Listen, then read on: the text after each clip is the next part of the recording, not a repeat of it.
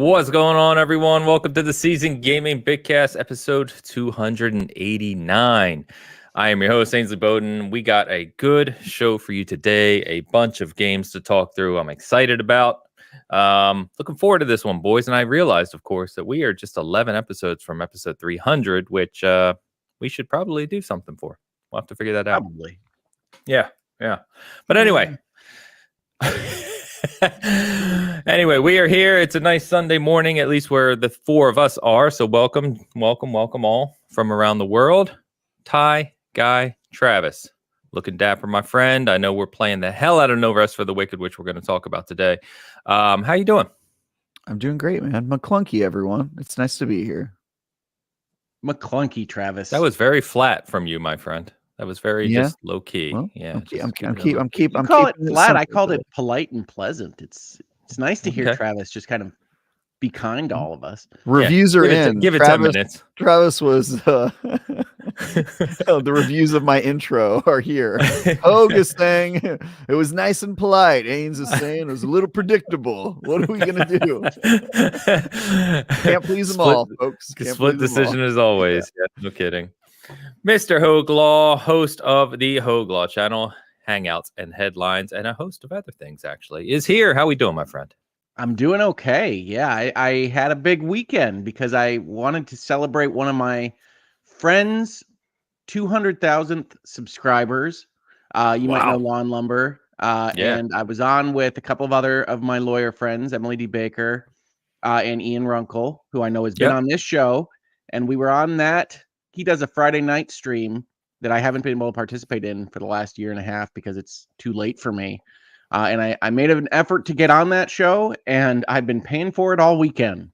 But it was a great time, and I am so happy to be in a place where I can go on those shows and have those conversations, be on shows like this one. And we did talk about the Bitcast there. And I'm looking forward to talking about video games with you all because I didn't play No Rest for the Wicked, and I want to know more about it. Fantastic. I am It apparently happy to talk shocks about us. it.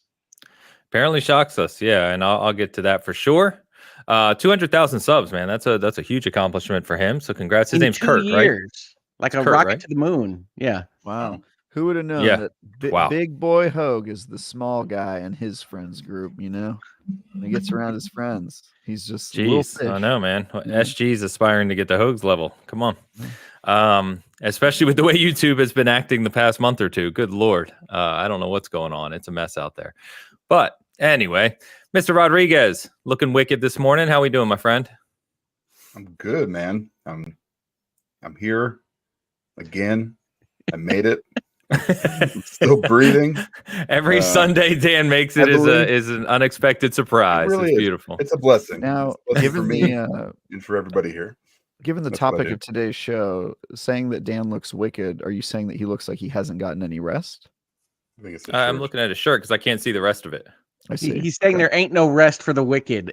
Oh, Wicked Smart. Yeah. Yeah. Okay. So it's Wicked a Northeast Smart. shirt. Gotcha. That's funny. Yeah. No rest for the wicked smart. Too busy being smart, eh?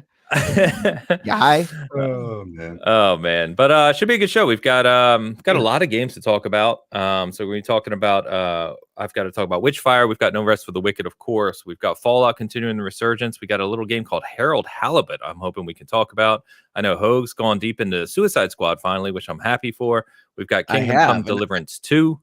And I have a game that is a surefire hit in Hogue House that I don't know whether you all will like, but I'm definitely going to talk about it. So Excellent. Hogue's Notes upcoming. Love it. There. Yes, we will. Notes. We need a Hogue Notes graphics. I know. I just haven't gotten to it. It's coming.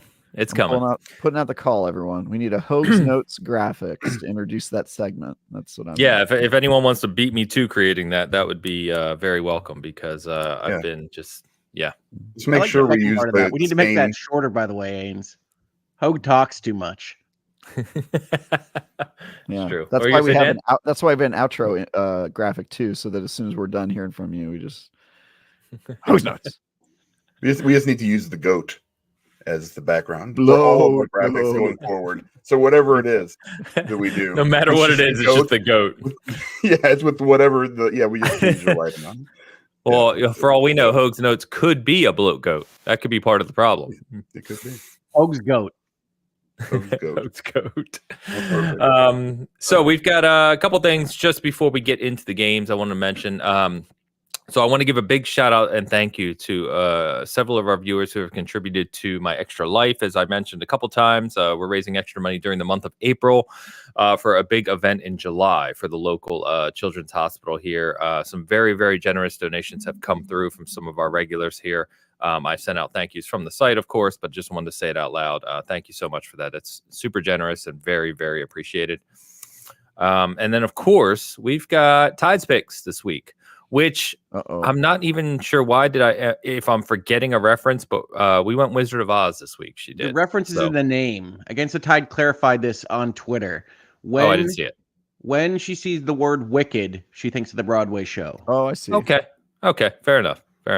So here we go. And Travis, nice. I mean, you have no heart. So dude, there we are. Crushing it. I make a great Tin Man. You do. Actually, we all kind of look kind of amazing, to be honest. Like, this is maybe my favorite one so far. It's pretty good. I feel like I could actually look like that if I tried. Like, just dressed up. You kind of look like Jim Carrey's joke or Grinch. You know, the Grinch is still I do, yeah. Kind of got that look going for you. Dan, you're a great lion, and I believe you're cowardly in that photo. I see the fear of God in your eyes. So that's nice. It is. There's a hint of sadness in those eyes. Yeah, it's mostly depression and anxiety. So, that's what you're seeing. Yeah. Me Hope just got the look of wonderment, as always. The glint in his eye. Me being a heartless automaton checks out for sure. In black and white, nonetheless.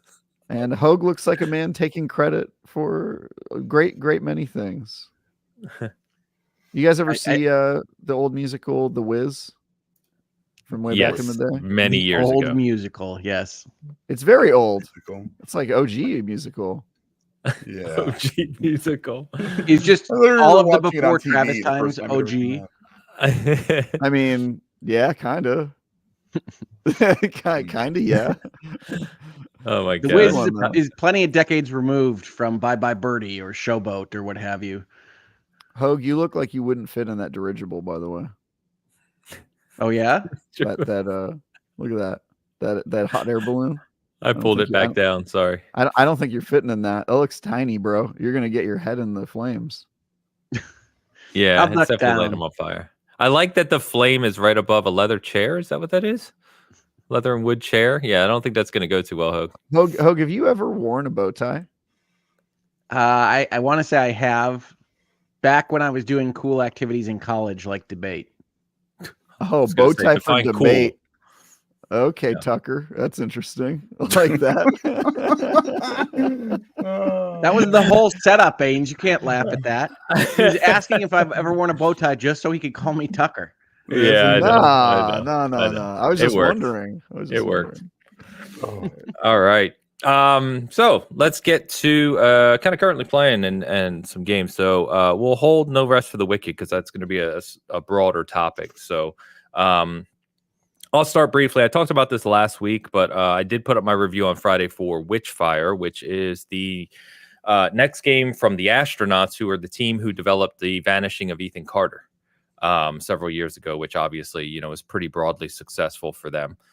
They've been working on Witchfire for several years now. It's still in early access on the Epic Games Store only. But it's really, really kind of interesting. In fact, it's been a great week for me for games because this is a first-person shooter that is basically a roguelite while also having a few Souls elements. So you kind of bundle those things together. It's challenging. It's cryptic.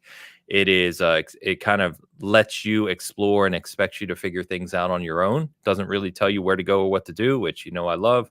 But it's very, very beautiful. It's very smooth. It's very polished already in its early state, and I really, really enjoyed it. I think they've got something special cooking there. So they're a small team. I think about a team of only 12 to 14 people.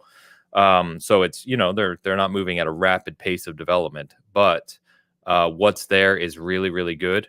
And I definitely recommend it. My review is up both on the site and on our channel. You can check it out. It's an early access review. So, I kind of detail more of what the game is trying to do, you know, than really kind of give it a final review.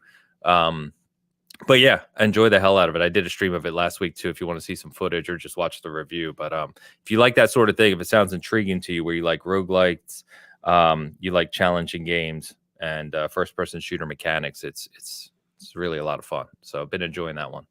Can't wait to get back to it. You have been talking it up behind the scenes.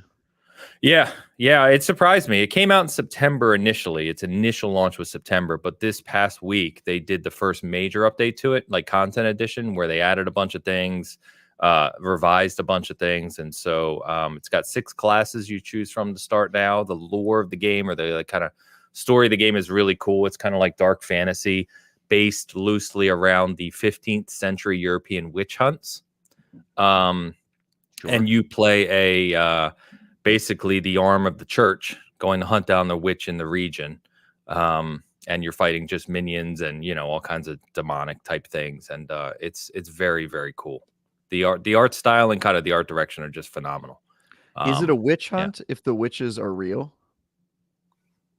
I think, yeah, that's a good question. Yeah, given the modern usage of witch hunt. Yeah. Witch hunt means like a hunt that isn't needed, or is kind of like a, you know, it's like, but what if there are witches? What do you call that? Yeah. You're still hunting them, I guess, hunt. but yeah, it's still a witch hunt, but you would be confusing people by describing it that way. Yeah. I went on this witch hunt last weekend. Really? How many witches did you catch? Were they innocent? I don't get it. Yeah, it's good though. If that interests you at all, check out the review to see some footage and stuff. And I highly recommend it. It's got 6 regions in the game that they're making that are kind of there, but you can only go to 2 of them currently. They've teased the next one. They've teased some end game stuff, but you know, they don't really have a timeline. They basically are taking the mentality of it's done when it's done. So, yeah, but. That's part of my week. The rest of my last few days has been No Rest for the Wicked, which we're saving. So did anyone try Harold Hbit? Yes. Okay. I've tried Harold Hbit. It is not my favorite thing. Okay. Expound. Sure. It is an adventure game, and I mean that in the old stripe. It reminds me a little bit of something like The Longest Journey, but where most adventure games try to cover some of the slowness of plot development or story advancement with humor or with cleverness, this one mostly seems to take the tack of being kind of boring British indie, and if I'm being generous, comedy. So it's kind of like a dull Hitchhiker's Guide take on bureaucracy and what science fiction might look like from a indie standpoint. Now, graphically, I think it's pretty impressive. It's got a kind of almost claymation looking style. It's not claymation, but it has that style to it, and I think it's impressive to look at. But the times that I have played it, I have been basically bored out of my mind. Wow. It was in development a very long time, if I read up on this correctly, right? Like a long time. I mean, that's coming. What the tweet said 14 years, I think, or something like that. I hadn't heard about it before you made me aware of its existence, Ains. Okay. But yeah, it's just, it doesn't work for me. And it might get better at some point. There are certain aspects of it that are clearly highly resourced. They have like little video ads and things that are interesting in the way they do their cutscenes, but it's just not interesting as a story yet. And I think you have to have that kind of inciting incident or drive to find out more. It reminds me a little bit of something like, you might be familiar with an old adventure game series called Broken Sword, where that game series had a lot of clever puzzles and things that I haven't seen yet in Harold Hbit. But it was kind of more on the dull side, just real people doing real things, trying to fight a murderous clown. But I will give it another chance because it has the ingredients to be interesting, but certainly the starting point, the first, I think I've played it for probably 4 or 5 hours now, is not strong. Okay. Travis, how much time do you have in it? Maybe like 90 minutes. And I would say I'm kind of on the same place as Hogan. Like, Although, to be honest, most adventure games don't really grab me in the very beginning. And so I think it's one of those things where you just have to kind of like put in your time, learn the mechanics. I will say the voice acting was the thing that kind of pulled me out of it. The voice acting is pretty bad, some of it. Okay. And so that's been my kind of big hurdle. But yeah, I mean, I'm gonna give it a chance. I think it's probably just way too early for me to tell right now. I can tell they're going for some goofy stuff, and we'll see. I think it's got potential. I just haven't played enough of it. These games are slow for me. Gotcha. Yeah, I mean, Yeah. adventure games have always been on the slower side of the video game spectrum, and then this is like slow that down by 10 in my experience. I love adventure games, right? Gabriel Knight was some of my favorite stuff back in the day, but no, this one isn't working so far. Gotcha. So this sounds about the furthest thing from a Dan game possible. I believe I've so. never even heard of it. Never. I even think I heard of it. messaged to you that this was the most indie thing I think I've ever played, and I've played Docs and Freeze. I play all the stuff in Hoag's Notes. This is like specifically trying to be anti-marketable. Yeah. It sounds like they were going for some sort of specific theme that they were hoping would hit with a certain audience. I guess I don't really know. Yeah, it's got like the makings of. I could see it being a good adventure game because it's got a super unique art style. It's got a very weird and unique world that is intentionally silly, and if that pays off, I could see it being like a pretty good adventure game. It's just like I would be willing to bet whoever made this like really likes like OG adventure games from back in the day and was trying to like recreate that. It also reminded me of that point and click adventure game where you play like a worm. What is that game called? Do you guys know what I'm talking about? That's also kind of claymation. You play like a God, what is that game called? I'm gonna look it up while we're here because it kind of reminds me of it. Okay. I do not know of a game where I play as a worm, other than worms, but that's just blowing them up. True. Yeah, it seemed like this.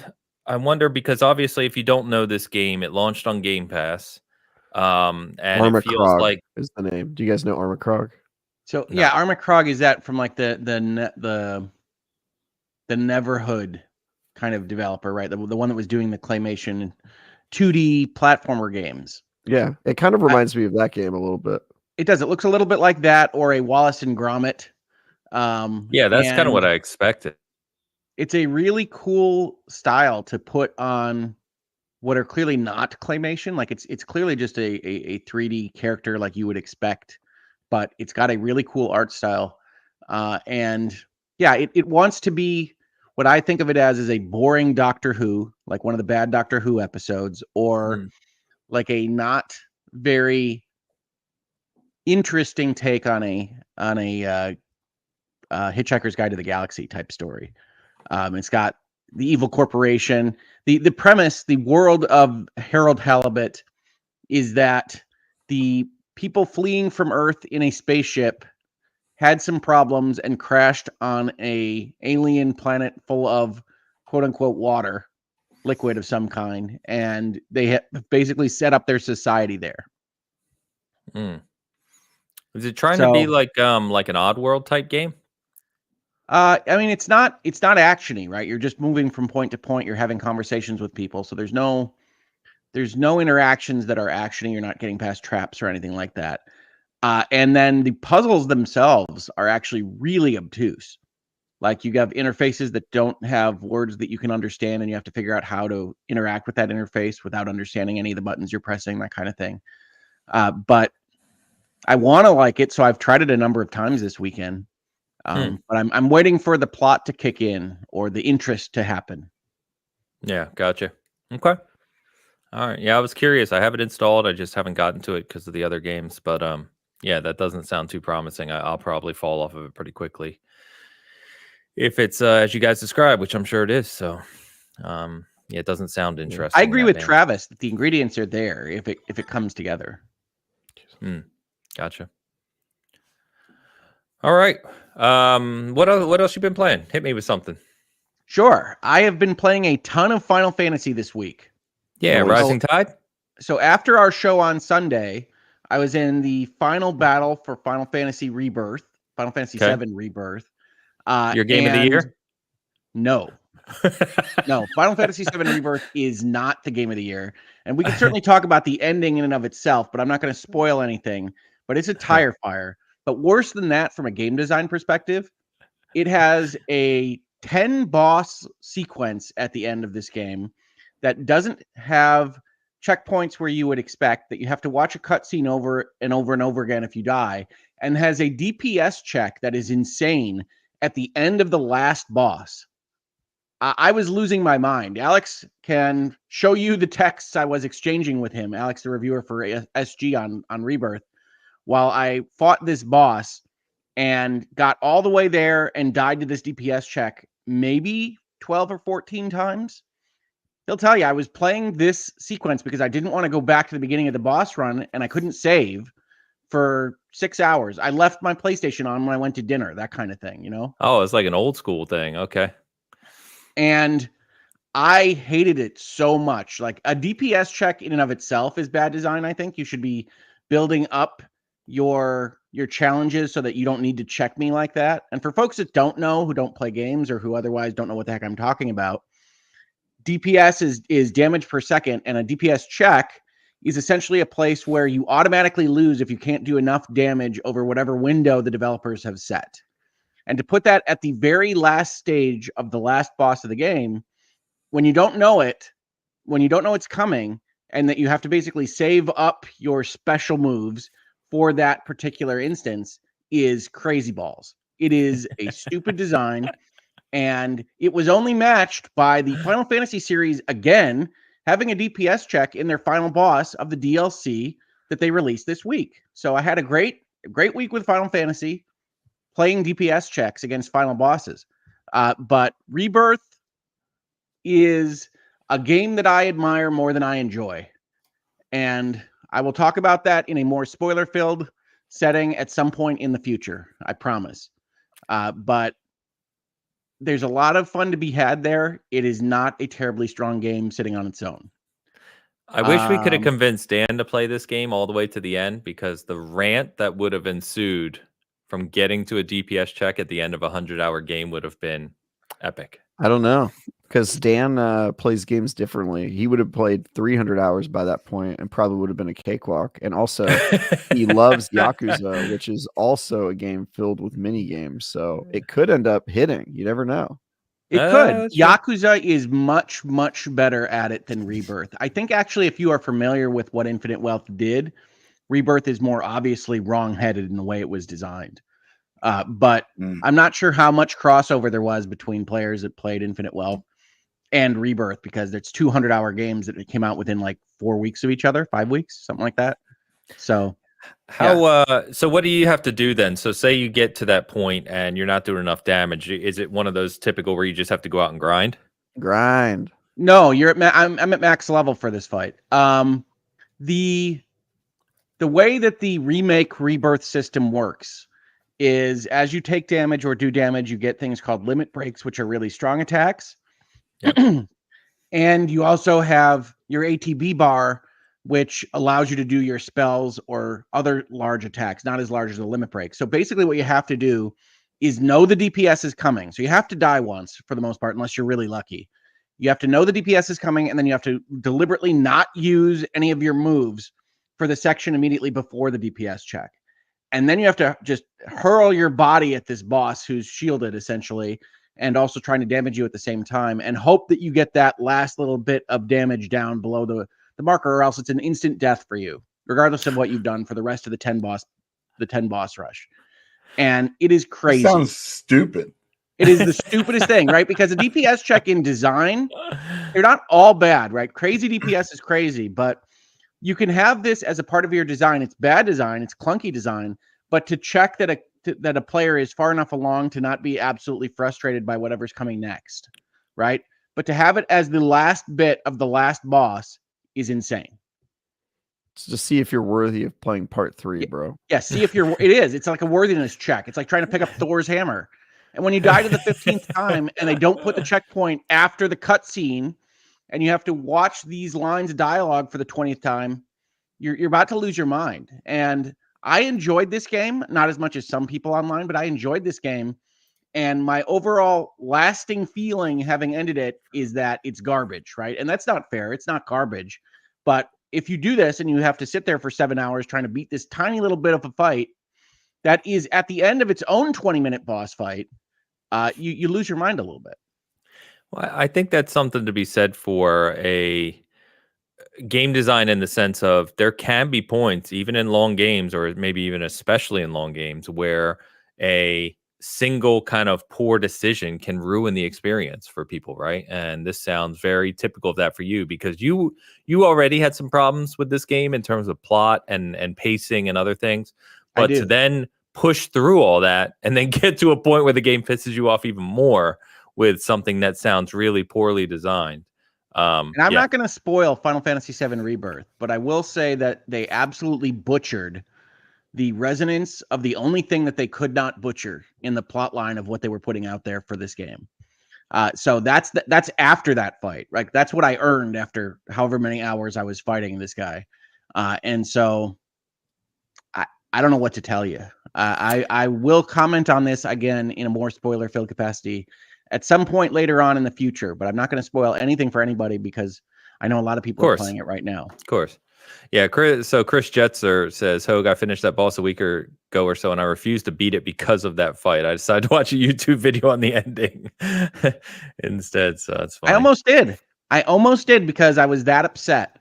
And I am hopeful that they correct course for the last game, but I am not optimistic about that.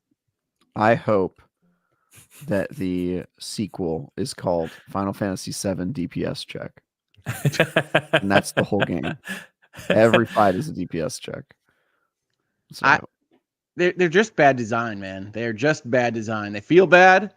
They're not necessarily bad design. I'll push back on that. They're not necessarily bad design. In these instances, they are bad design. The last thing you fight in this content is bad. A DPS check as the final thing you do is odd because typically they're like a separator between acts where it's like, all right, you're going to do a final assault on the fortress and it's going to be really hard. So we need to make sure the player can do enough damage to actually compete. But it is very rare to make a arbitrary DPS check just to finish the game. That is very bizarre. You'd think it would be at the first of those 10 boss fights. So that they're kind of like telling the player, don't even attempt this. And give you a path to work your way back to it. Yeah, exactly. I think they can be good. I also like DPS checks in like raids, where it's all about you and your team improving being your strong cohesion enough, and being strong enough and all that stuff. But I think it can be good. But yeah, it sounds like this is a very poor implementation. Unfortunately, that's it. It's always execution and implementation, right? Totally. Yeah, and then as for Final Fantasy 16, they don't have it in MLB, dude. Yeah, I guess not, man. They do. They just have you go against all-star pitchers and try to hit them. You may not have heard the term, but I guarantee you've played a game that had one. Like you've done a DPS check, even if you didn't know you were doing it. Yeah. Oh, I'm sure I have. You're up the bat with a wiffle ball plastic bat, in MLB. That's it. I mean, I don't understand. So yeah, and Alex in the chat here, because he was exchanging texts with me, and then finally got so empathetic towards me losing my mind that said, all right, I'm gonna do the last boss run so I can give you some strategies if I can go beat him and then tell you. And one, that was very nice of him. Two, I was a little bit frightened that he was gonna go flying past me and get to the ending and then laugh at me on my text chain. But he actually went and got to the same part I was at, and it's like, no, they changed it. They changed it in the patch. It's much harder than it was when I beat the game.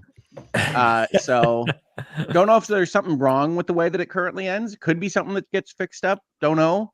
But certainly as I experienced it, it was unfun. And then Final Fantasy 16 had its big DLC release. So if you don't know Final Fantasy 16, there's icons that are the old summons from Final Fantasy. And one was mentioned in the story that was not to be found in the world called Leviathan. And they were clearly setting up for DLC. That DLC came out this week called The Rising Tide. And it is an excellent DLC. Final Fantasy 16 continues to be an excellent game. That DLC is excellent. It has a brand new area of the world and a brand new town that is tremendously well built with little stories that talk about all the things that you're interested in the overall scope of Final Fantasy 16. And it, of course, has Leviathan. So it's an excellent DLC that only again broke my spirit right at the end when it has a random DPS check. Again, in a situation at the last boss where you don't control what your gear is, you don't control what your setup is. It's all set up by the game, and then they just have the window is so small that you can't miss by more than a quarter second in any specific time that you're hitting your supers. But I finally did beat that and was happy to do so. But it's a great DLC with a really, really bad design choice. So when you said Leviathan, so like, I think since like Final Fantasy, well, I don't even know what number, you'd know better than me, but Leviathan's kind of a standard, right? Like it's one of those iconic Final Fantasy type summons. So it wasn't even in the core game. They're all iconic in 16. Yeah, you're collecting Ifrit and Phoenix and Garuda and Titan and Shiva. Yeah. Okay. All right. I'm surprised Leviathan was saved for DLC. Bahamut, Odin. Yeah. And Leviathan. Yeah. So yeah, he was the DLC. He was Leviathan the Lost in the main story. And you get a little reason why he was lost, and you get a little reason why this is separated from the main game. And the reason in our world is that Square wanted to have a DLC to sell you later. But the reason in game is given, and they actually spend the time explaining why that would be. And it's fantastic. It's a really good DLC. For if you liked 16, it's more 16. I highly recommend it. I'm sorry, Travis. Did you help him find what he was looking for? Help him get home? Or lost Leviathan. There's a lot that goes on in the plot of Leviathan the Lost, of the Rising Tide, and I might have helped Leviathan do some things. Yes. Did you bring him to the information center so that they could call out in the PA? Actually, all he needed to do was unplug his internet and plug it back in. We found a Leviathan. If you lost your Leviathan, please come to the information desk. Now I'm picturing Alex running up to the desk. Me.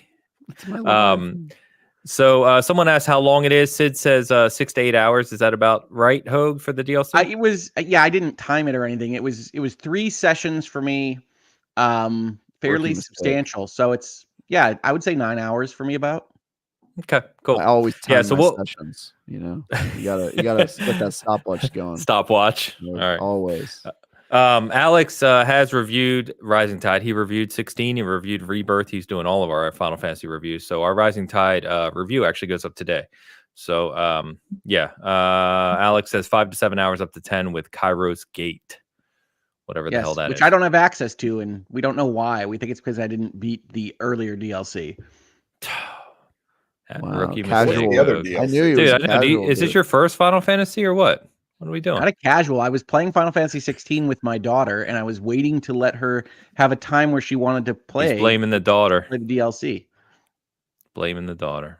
I'm not blaming the daughter. I'm explaining why I hadn't played the December DLC yet. Oh, that's cool though. At least Rising. So bad. At least Rising Tide sounds really good. So, and I have no idea what score Alex gave it. I don't have any idea, but I really liked it. Probably too high. He's pretty high on it. He's a little simp, that guy. Yeah, he's definitely a Final Fantasy simp. That's for sure. God, dude. We love it. It's like, okay, fan. He likes Final Fantasy. You know what? Your reviewers, at least Alex, are very reasonable people because he saw me tearing my hair out at Final Fantasy, and I was telling him how the score was changing as I was going through this. And he's like, no, it's good to have reasonable disagreement on these things. And he was very good, even behind the scenes. So I have nothing but respect for Alex, and I have no problem with anybody giving Rebirth a high score. It just doesn't work in the ways that I wanted it to work. Fair okay, enough. But can I make you disrespect Alex by telling you he gave Skull and Bones a 6? No, I think Skull and Bones, anywhere between 6 and 8, I think is a perfectly reasonable score for Skull and Bones. All right. The fact that I have played it for 80 hours is notwithstanding. I will continue having something other than respect for Alex, but not for that reason. Just unrelated things. Oh man. So let me get a couple of these things real quick here. Catch up on some things. Sorry. Shoosh, gifting a membership on the Hogue Law side of the house. Thank you very much, Shoosh. Appreciate you. Good to see you. Nintendo Shoosh. Midnight Jury gifted an SG membership. Thank you very much, Jury. Always so generous every show we do. Gifted a membership. Thank you very much. Appreciate you. I want to shout out my friend AKW. He's been off work 14 weeks with a new little baby girl, 7 weeks old. Congrats, brother. Why have you been off work to for you and 14 weeks if she's 7 weeks old? That's my follow-up question. Because he's in a country where they give, fathers time off with their children. 7 weeks before, though? What? No, he's probably saying she's 7 weeks old. He's getting 14 Oh, I weeks see. off. I see. I thought I was like, he's off 7 weeks Just before. halfway through. That's crazy, bro. I don't know, Travis. When your wife is third trimester, we'll see if you need a break from work. That's not gonna happen. You bro. wait till you have your kids, Travis. Oh, stop it, you breeders. You breeders, one and all. AKW, congrats, man. Sid's in the house, man. Hey guys, been a while. Was busy with work. Good to see you, Sid. Hope you're doing well. Good to see you back hanging out with us. And Eleanor Sindra with the member comment. Dan, you got this. You can take this one. Oh, sure. Eleanor, shout out to my heroes of the week, Ains and Travis, for helping me with my uni project. Since I landed on Cyberpunk 2077, special thanks to the Tie Guy. Nice. Very nice. Happy we could help. Good stuff. Yep. Nice. All right. So we've covered Final Fantasy. We got Harold Hbit. We got Witchfire. What else we got? Another Crab's Treasure. Can you finally talk about it? Are you allowed to say that name? I'm allowed to say that I reviewed Another Crab's Treasure and that my review will be going live on Tuesday. Okay. Is that it? And that is all I can say. But Okay. if you have an interest in Souls-likes where you play a hermit crab under the ocean, you should definitely look at my review on Tuesday. Don't you guys ever get sick of Souls games? God, Rest no of the shit. wickedest Souls. Like every single thing we've talked about is like, oh, this is like a underground Souls-like, and this is everything. Dark Pretty Souls popular has inspired. format. Yeah, it has inspired a lot of games. I will say this, though. I cannot wait for the Souls expansion to MLB The Show. Yes, that's what I'm waiting for. You know, it's not necessarily true that they're all Souls-likes. We also have a ton of roguelites. No, I mean and today roguelike. we've literally That's talked like about a like 5 thing. of them in a row. We have a lot What of. are you talking about? We talked about Harold Hbit and Final Fantasy. No, both Souls-likes. What are we talking? What are you talking I thought about? Witchfire was a Souls-like. I said it's a roguelite with a couple Souls elements. Yeah, good enough. That's all I need. He heard the word Souls, he checked out. I know. I mean, He literally, started I haven't drafting heard his anything rank. for the last 30 minutes. I have no idea what's happening right now. He's like the opposite of the devil. When he hears souls, he stops caring. It's gone. I think the other problem too, as we've joked on this show, is that word is just thrown around way too often now. It's true. Actually, a lot of people have been saying Souls-like for No Rest for the Wicked, which I will not be using that word in my review because I do not think it has really anything in common with that series.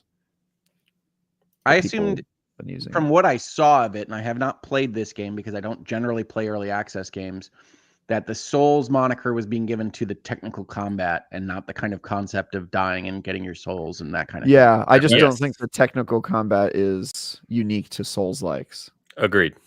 Yeah. It's become the most common way to describe something, that kind of has that type of combat. But I get that it is useful to describe that to people because it immediately gives people a sense of what the combat's going to be like. But I just don't think in this case, I think it's so overused at this point, it would behoove all of us to use it only when it's necessary, like when a game is literally a Souls-like and is being self-described as such, or that sort of thing. Yeah, that way Dan can make sure he avoids it. I can say Another Crab's Treasure is a Souls-like, straight up, describes itself as a Soul-like, plays like one, has all of the mechanics you would expect. The difference is every Souls-like I have played that I can think of has the same Souls-like aesthetic. It feels like dark and grim and edgelordian, and Another Crab's Treasure is like explicitly does the exact opposite. Just says, no, we're going to be super colorful with cool music, lighthearted music playing, and you're going to be a hermit crab with lovable characters and a cute story, and that's going to be the Souls-like. It's just a very weird combination of things. But I've never seen that, so he's not allowed to talk about it. He's already right on the edge, James. Yeah, I can only tell you about things I've seen in the trailer on Steam at this point. But I can tell you that, like, if you look at the game, you immediately go, I've never seen a Souls-like that looks like this or has that tone. And so that's kind of its unique pitch, I think. Well, and I've talked about it in this space, but to me, Souls moniker is specifically for that loop where you really have to press forward to get to the next safe spot, and it's designed to kill you and potentially lose in a risk-reward scenario your advancement if you don't get back to your body, that kind of thing. Yeah, so that's No what Rest makes for the Souls Wicked fun to me. has like one of those things that you said out of the 5 you listed, and so I just True. don't think it counts. Yeah, True. Another Crab's Treasure, by the way, does launch on Game Pass. Yes, it it is does. out this week. I don't know what day it's out this week, but I know it's out this week because I'm looking if forward my to it. review is Tuesday, it's either Tuesday Probably or Wednesday or Friday. Thursday. As is Harold Halibut, if we interested you in our discussion of that at all. That is on Game Pass right now. Yes. Yeah, it is. Yes. Okay. Sweet. I'm super excited to play that. Especially you describing it as they're going for Souls like while being very lighthearted at the same time. That sounds really interesting to me. So Yeah, it's a I'll be Souls checking it out. like with a vibe that is very unique, and I'll be able to talk about it at our next show. If Okay. I even remember, I reviewed this game like 3 weeks ago, so we'll see how long I hold that in my brain. Yeah. But yeah, that was a good one. Cool. Before we get to No Rest for the Wicked, because we're probably going to talk a little bit about that. What else we want to talk about game wise?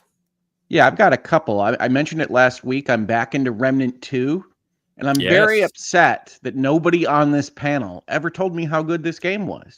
I'm telling you. I wish I had known how enjoyable Remnant 2 is as a game. But nobody ever I tried said to get anything about Travis it. to play it, and he just kept ignoring me. Nobody ever said anything about it. Just No, lose my mind. I said this last week, but I think that the starter planet I got the first time was the wrong one. I think it's a bad idea for a starter planet or world, I think, in the Remnant 2 space.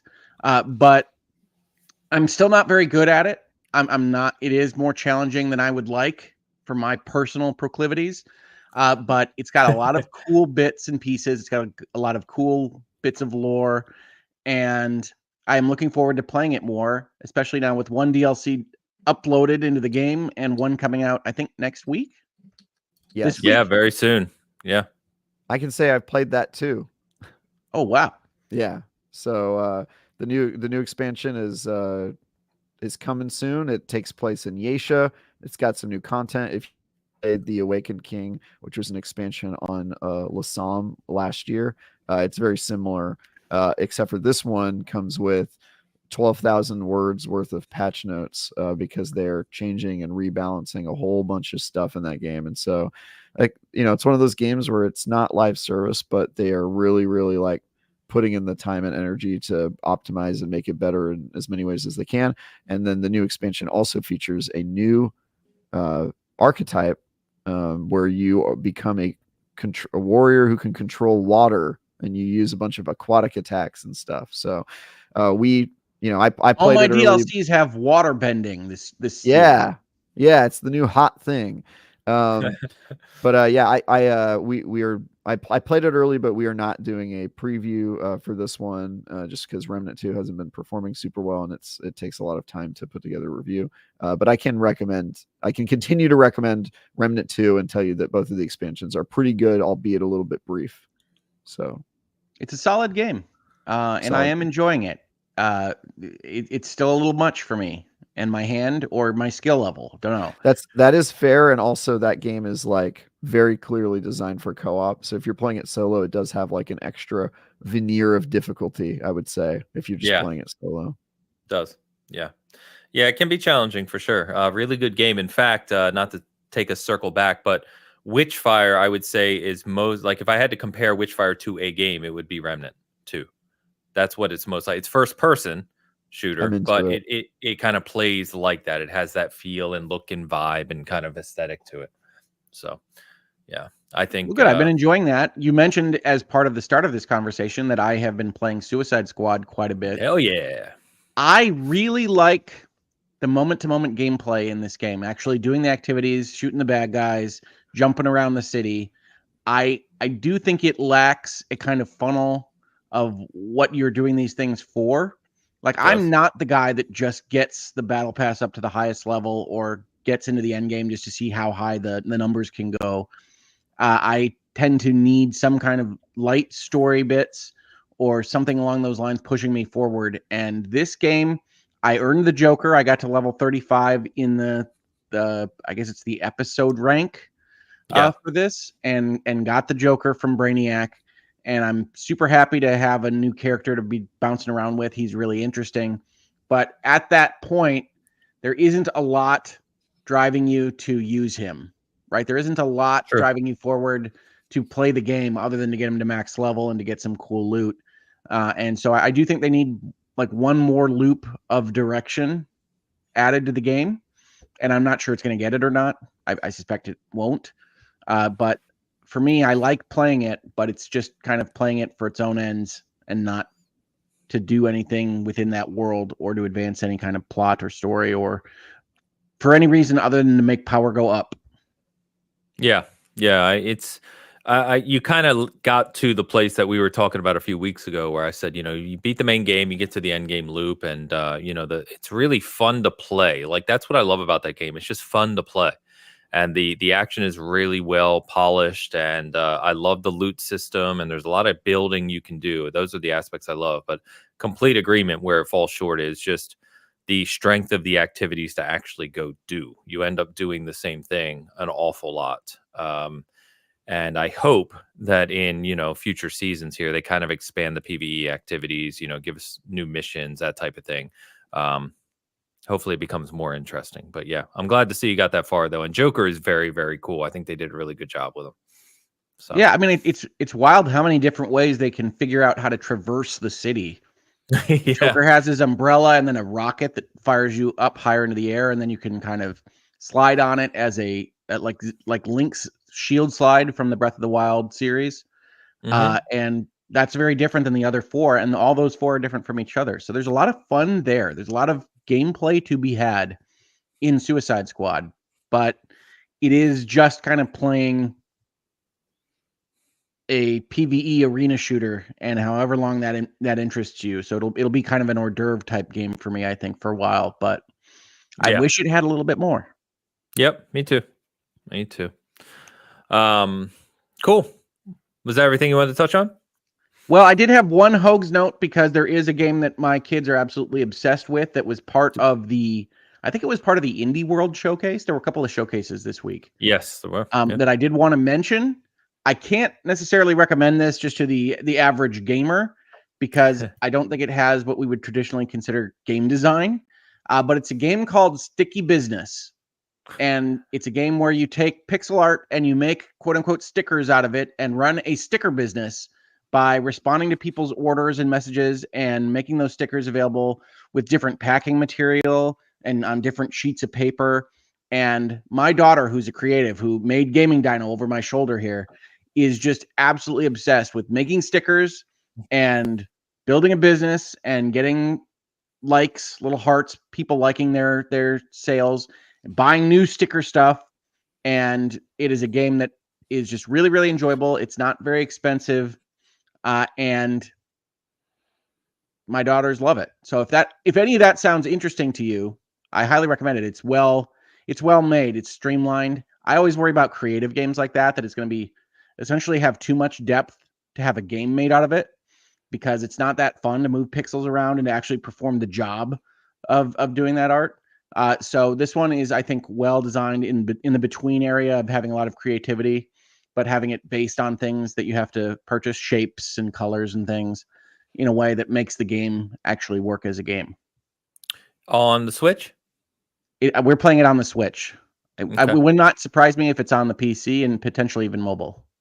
Okay. All right. Interesting. Eric asked if it has a demo. Do you know? I don't know. If it does, we're playing it on the Switch. The demo button would be right next to the purchase button, but I don't know. Okay. All right. Cool. Well, I mean, we've got a lot of family people who watch. So Sticky Business is the name. There you go. And I can tell you it's a huge hit at Hogue House. Sweet.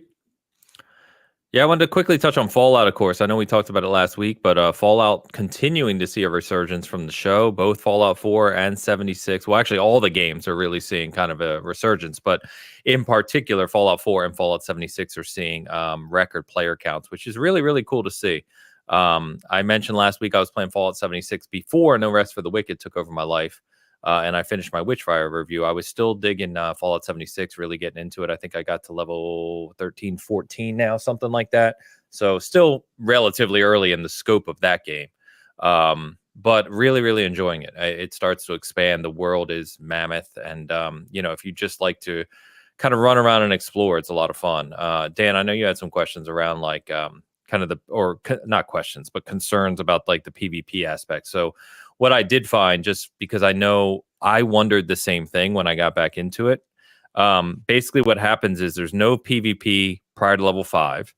And then once you get to level 5, it gives you a setting. It defaults to no PvP, but it gives you a setting you can turn on if you want to where there's 3 different settings. There's no PvP. There is shoot back PvP, meaning like you can shoot someone, and then if they shoot you back, it's then on, it turns on. And then there is full just open world, play and survive type thing. So I've left it on no PvP. I'm just not, that doesn't vibe with me for that game. I just want to kind of play it like a single player game mostly. So I do see people running around the world once in a while. It's not super common. And they actually show you on the map where real people are too. So it's not like they can surprise you, like you see them coming.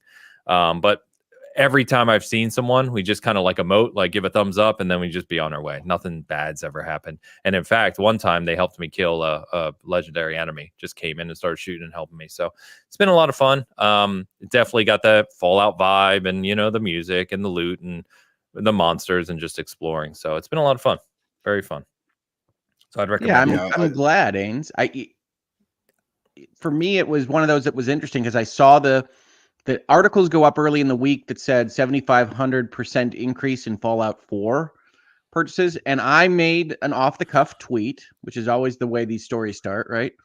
That was essentially, sorry, folks, you picked the wrong one. And I had no idea there were so many Fallout 4 backers out there that would take this as a massive offense. I'm not saying Fallout 4 is a bad game. I'm saying it is the worst of the Bethesda modern Fallouts. And in that, I'm saying that it doesn't have the RPG elements of the earlier Fallouts.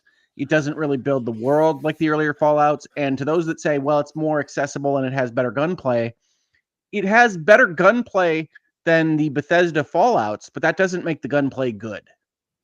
So Fallout 4 to me is the game that you get into if you're watching the Amazon series and you say, I actually don't like this that much because there's not a lot to really grab you in that game, in my opinion, of course. But I think it's the worst entry point for people to bring into the Fallout universe because there isn't a lot of that flavor. It's more of a Far Cry skin as a Fallout game.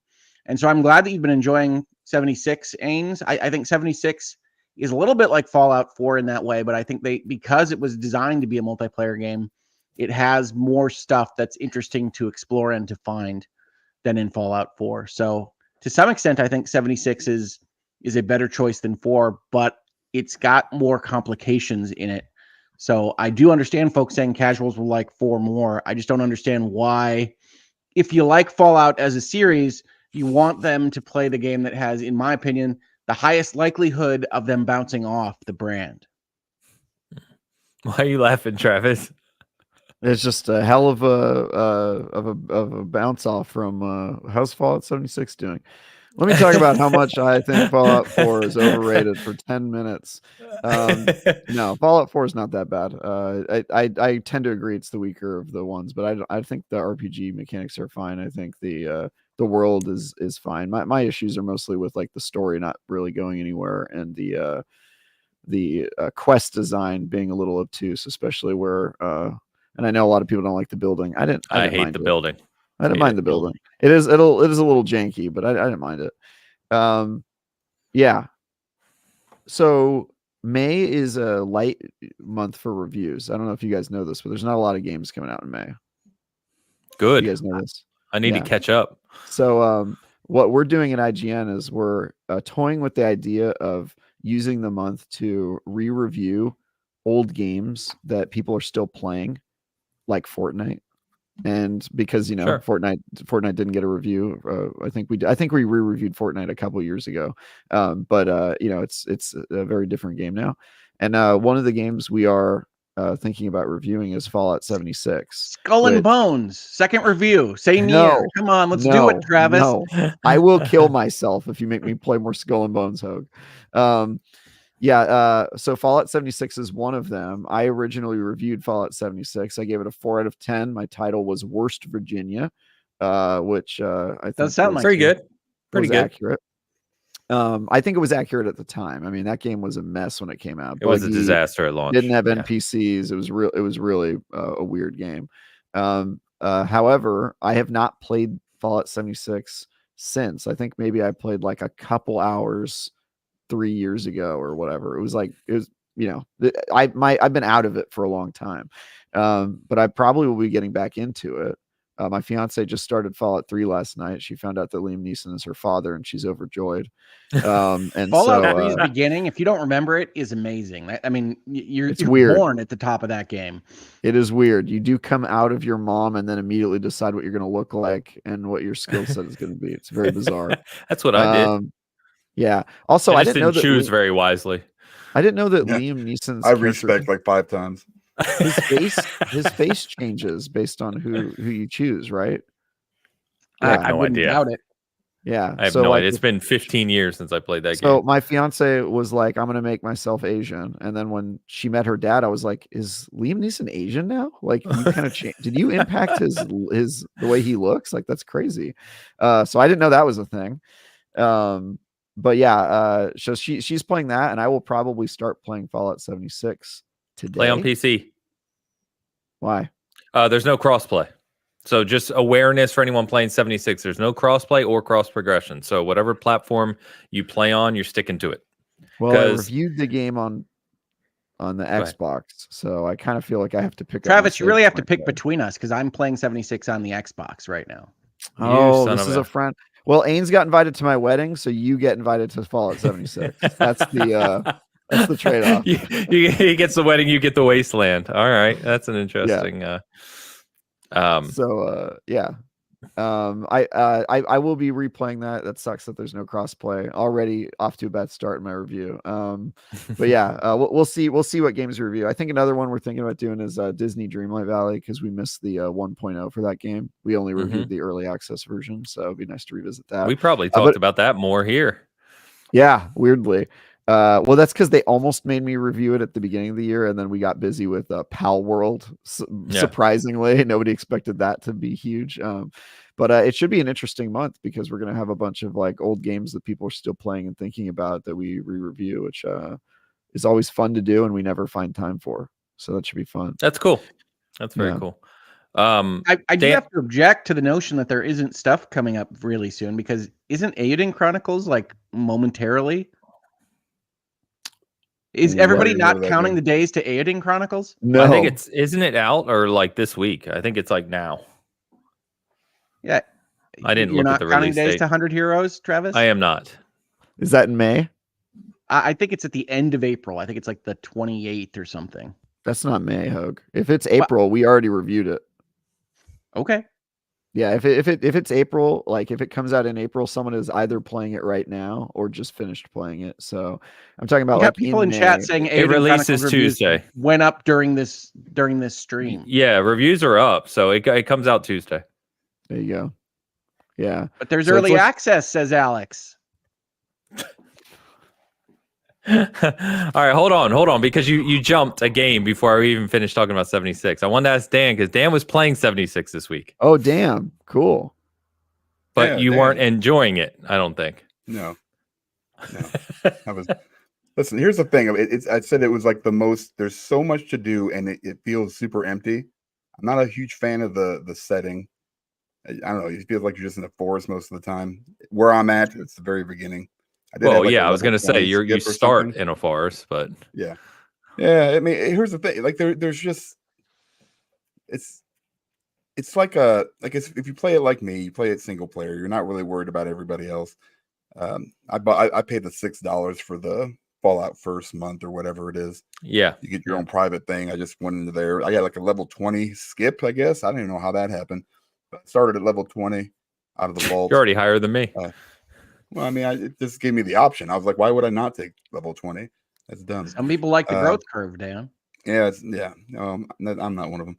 It doesn't really matter because I mean everything is leveled to your, it's all scaled.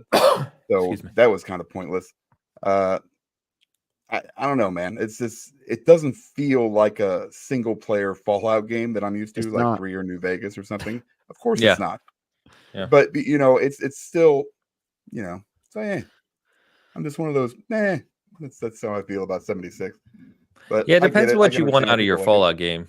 Because I think you would prefer more of like the New Vegas style where it's really kind of story driven and narrative driven and has, some stuff. Whereas Fallout 76 is much more for I'd rather play 4 than 76 any day of the week. It's not even close. Well, I was gonna happening in 4. Well, how many hours did you put into 76? I am at maybe 10 at this point. Okay. Because it does start slow. That's the one thing I told people. And I bounced off of 76 multiple times already. This is the first time it's stuck. Like the first 3 to 5 hours, and I know that's this statement we always hate to say, are pretty slow and boring. But it started to, again, it's not a great story-driven game. That's not what I'm saying. But it does have a massive world to kind of explore and do your own thing in, which is what I enjoy about it. It does the little Fallout story thing pretty well, I think. Going into a building and finding stuff. Yeah, that loop. That's what I mean. Yeah, that kind of loop. And not knowing what's around the corner. And there's, it's, yeah. Yeah, just for reference, I'm pretty sure the last time I played Fallout 76, there were no NPCs in it. There weren't originally. That was where Fallout 76, I think, really saved itself, was adding characters. Weird thing to miss in your 1.0. No characters. Well, it's the ambitious plan. If you listen to like the early days of them selling 76, was that you'd only be interacting with other real people. Yeah. And I think that's a mistake because I know other real people, but that was the plan. Yeah. I got what they were going for immediately. And also the review server for this was so funny. It was like 8 people walking around and it was lifeless. I think I probably saw like 2 people the entire time I reviewed that game. It's crazy. I mean, the world, like, I can't stress how big the world is. I think I said last week, like, I have the map on my wall, like, because I have a whole bunch of game maps and, like, whatever I'm in, 15 hours in, I've seen maybe like 3% of the world map. And they're expanding it, by the way. I like the idea that that's Ains's version of like a pinup. Like some would have a beautiful woman, but he's like, no, look at that map, baby. I can look at this baby for miles. So much free area to roam. Who cares about a beautiful woman pinup? What a waste of time. This is functional, He's just got Vados. I'm gonna explore you so good. I'm gonna explore you so well. Every inch of you is gonna get marked off my map. All right. All right. We're going back to our pre-live conversation here at this point. What was I going to say? They're expanding it too. So the test server just went live for Fallout 76 with a new region. So I think it's like they're expanding the map too. Skylight Valley, is that what it's called? The next expansion? I forget. But yeah, there's a new one coming out. I don't know. I tend to like ESO more than Fallout 76, but they clearly have certain similar design sensibilities. Yes, they definitely are similar. Yeah, I guess it just depends what you prefer. But yeah, I mean, obviously ESO is the better game. Or is a much better game than it was when it came out. But I just haven't played 76 since my review, so I'm actually super excited to just jump in and experience all that I missed for all those years. It's probably going to take forever. This is going to be a hell of a longer. I think there's a lot in the area. Yeah, there's a lot. It's funny. So in the world, you can see the other real players, like I said, on the map, and it shows you where they are. And the cool thing is, if they set up their camp, some people really get into the camp. So kind of like Fallout 4, where you build it. Yep. So their camp will be there, and you can go to it. So you can go to other people's camps and just walk into their house, and they have vending machines, and you can buy stuff from them and stuff like that, which is cool. That was there when I reviewed it too, but it was basically the only thing there. It was sort of like, hey, here's a big empty world for you to like fill with habitation and settlements, and there was some of that, but yeah, it was just very bare bones. Like the weirdest thing to me with that was like the story was like you always just missed seeing someone. Like you go to a computer and be like, I was just here, and you're like, this is gonna be one of those games where I don't meet anybody. Like it's just such a weird thing. Alex, I'll be your partner. Play on Xbox, buddy. What was I gonna say? You took me on my train of thought. Sorry, you were talking about settlements and how it's fun to encounter them. Oh yeah. So I was playing. I just hit level 12 or whatever it was, and there was a guy in my server the other day, and I looked. He was at level 1176. I was like, Jesus Christ. Yeah. Like, how many hours do you have in that game, man? Sounds about right, dude. Yeah, I mean, it had a really tightly knit community, which is interesting to see that community now get like infused with like tons of players because of a TV show of all things. Yeah. So huge. Huge deal. One of the cool things they do at every like main kind of like story point or various places throughout the map, there's actually a community chest too. So people will just throw a bunch of stuff in their guns and ammo and stuff, and you can just go in, take what you want, and yeah, it's cool. It's been pretty cool. Yeah. I don't know if you guys know this, but around the same time the show came out, there was also a Magic the Gathering crossover with Fallout where they got a bunch of Fallout themed decks that came out right around that time. Dan, there's actually a Fallout New Vegas themed one too. Very sought after, aren't they? You can play as Kaiser. I don't think so. They're pretty easy to get. I got all four of them. If they are sought after, apparently I'm sitting on some pretty cool product. But yeah, they're I think that's also part of the reason there's so much talk about Fallout in current nerd cultures. They got this Magic the Gathering set, which just by complete coincidence came out around the same time as the show. So there's just so much like Fallout out in the world today, except for games. There's no new games. Yeah, I was talking about that on XEP yesterday with the guys, and we were kind of talking about like just, we've talked on this show a lot around what Xbox is doing now that they have all these developers and talent and IPs and everything under their banner, right? And we know that Elder Scrolls 6, like Todd Howard has said, Elder Scrolls 6 is in development. It's next for Bethesda Softworks, which typically, right, outside of New Vegas would mean that Fallout's coming after that. But I don't think you can wait another decade to make another Fallout game. Like it feels like they need to create a team with their new talent to be working on a Fallout game. You do have Obsidian in the family. That's what I was going to say, especially when you own Obsidian. I feel like I know Obsidian's already working on a bunch of other projects, but I feel like a follow-up to New Vegas or some sort of just other follow-up game made by that team. Or a dream team, just pull a bunch of resources together, that have kind of that experience. Like, Xbox is really good at building new studios, as we know. Look no further than the Initiative. Perfect Dark's looking awesome. What are you talking about? Yeah, the trailer from 3 years looking about as good as Beyond Good and Evil 2, I would say. That game never existed. Don't listen to Travis. Also true. Yeah. The best part is the guy. That was the joke. The guy who led that game and obviously the 2D newer Rayman games, he just retired. He just left. He's like, yeah, I'm out. He does like a cooking show now. Why not? Did you know that? Michael Ansel. He just quit one day at Ubisoft and he got started into cooking. Yeah. We should have him join our annual cook-off. Let's do it, buddy. Throw him in there. Do the Ubisoft cookbook. For sure. Oh man. Okay. Let's get caught up. We get a couple member comments and a super chat to get to. Let's grab it. Cheese works. Just got into Fallout 76. And it's surprisingly a lot of fun. The environments are beautiful too. True. Nice. Yes. It's true. I'm excited to play. I'm gonna start today. And it did get the next gen update on Xbox and PlayStation 5. Obviously, being an MMO and being Bethesda, it's not going to blow you away visually, but I was going to say the same thing, Ains. I was going to say, yes, they are beautiful. There's a certain attractiveness to the game, but don't go in expecting it to blow you away. It is it is MMO graphics.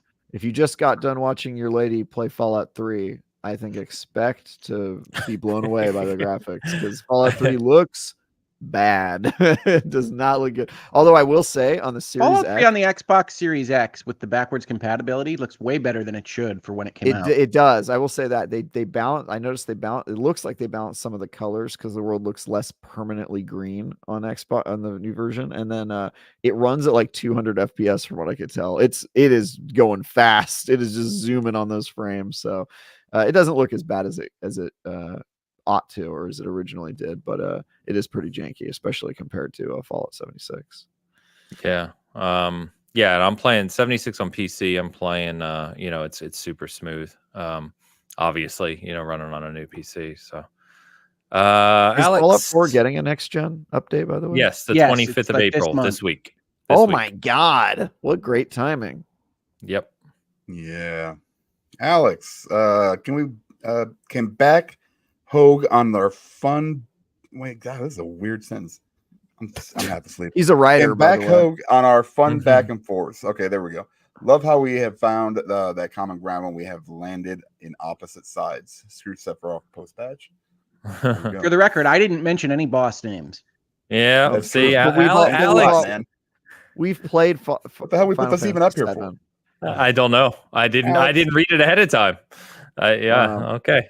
Damn it, That's your Alex. fault, then. Yeah, that is my fault. I mean, we there- actually you have know, to edit I his could've reviews guessed that sometimes probably. too. He'll literally talk about story elements in the review. Alex, you can't say that. He's That's deeply all right. into Damn it, the Alex. game. I like I mean, Alex alright. a lot. He's definitely in the game. Christopher Jetser with $5 super chat. Travis did Remnant 2 devs Gunfire Games name switch to ARC, I think. I mean, means anything for the company. Yeah, so the Remnant 2's dev team, Gunfire Games, did not switch their name. What switched their name was Gearbox Publishing Arm. They rebranded as a company called ARC, and that is obviously not going to have very much of an impact at all on Remnant 2 because it is not that team. It is an interesting move by Gearbox Publishing, though, moving away from that name. When I got the first email from their PR person post name change, I was like, wait, what? So that is a weird change, but yeah, it's not going to have any impact on really any developer specifically. It's kind of a boring corporate rebranding from a publisher that most people don't know about except for when they see logos. For the record, corporate reorganizations are never boring. Yes, they are. And certainly part of the story here is that Gearbox as an entity was being shopped around and sold by Embracer Yes. Group. So you want to make Yes, sure they that you're were. clear as to what assets a purchaser is getting and what they're not getting. When names can confuse that issue, you change the names. There you go. So There you there's go. a boring explanation on a boring topic. There you go. Great. By the way, Oh, so if you liked being bored by that, you will love Hogue Law YouTube channel. Subscribe and like his videos for more content that will put you to sleep. I use it as white noise. Oh my to God. help me go. to He's sleep going in each on you, night. Hogue. You didn't expect when this.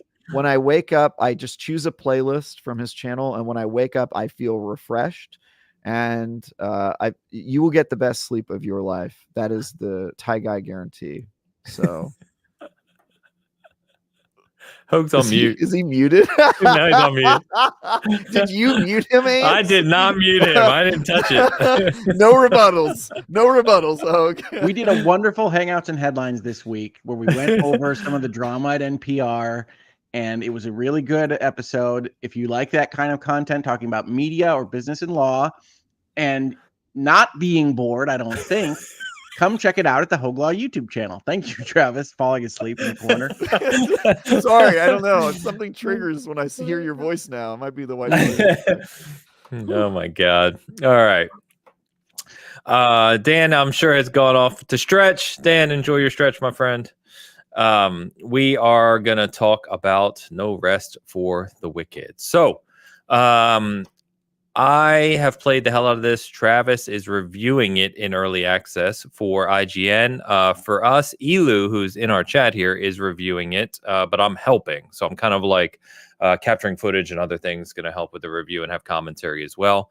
I'll kick us off, Travis. So this is, for those who may not even know what we're talking about, No Rest for the Wicked is the new game from Moon Studios, who made the Ori game. So Ori and the Blind Forest, Ori and the Will of the Wisps.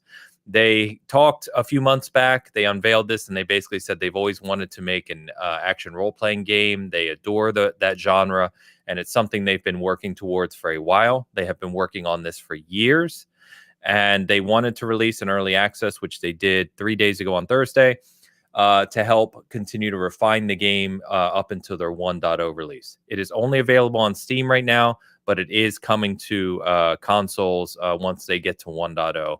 which they don't expect will take a very long time. They have a very, what I would call thin roadmap, kind of a plan of what they're going to do, but it's not a lot of detail. But you can buy it now for $40. I think it's 20% off the first week, so it's $32 right now. Can I say something as someone who has not played this game? Yeah. We don't use clips or screenshots on this show very often, but I will say that it is tremendously attractive to look at. Yes. Just watching the trailers, seeing what they do, it almost looks like animated concept art or paintings. Yes. Watching this game, and so I'm very interested in how it looks, Yes. even though I don't generally invest in early access. It kind of Yeah, we will definitely get there. The Witcher card game. Gwent. But no, you're thinking of Thronebreaker. Thronebreaker. It kind of reminds me of Yes. Thronebreaker's art a little bit, except for more animated and less like portraits. So yeah, it is very cool visually. I will say this. Sorry, I know I'm jumping on you. I am used to getting cut off and interrupted. It was commonplace. Hogue started it.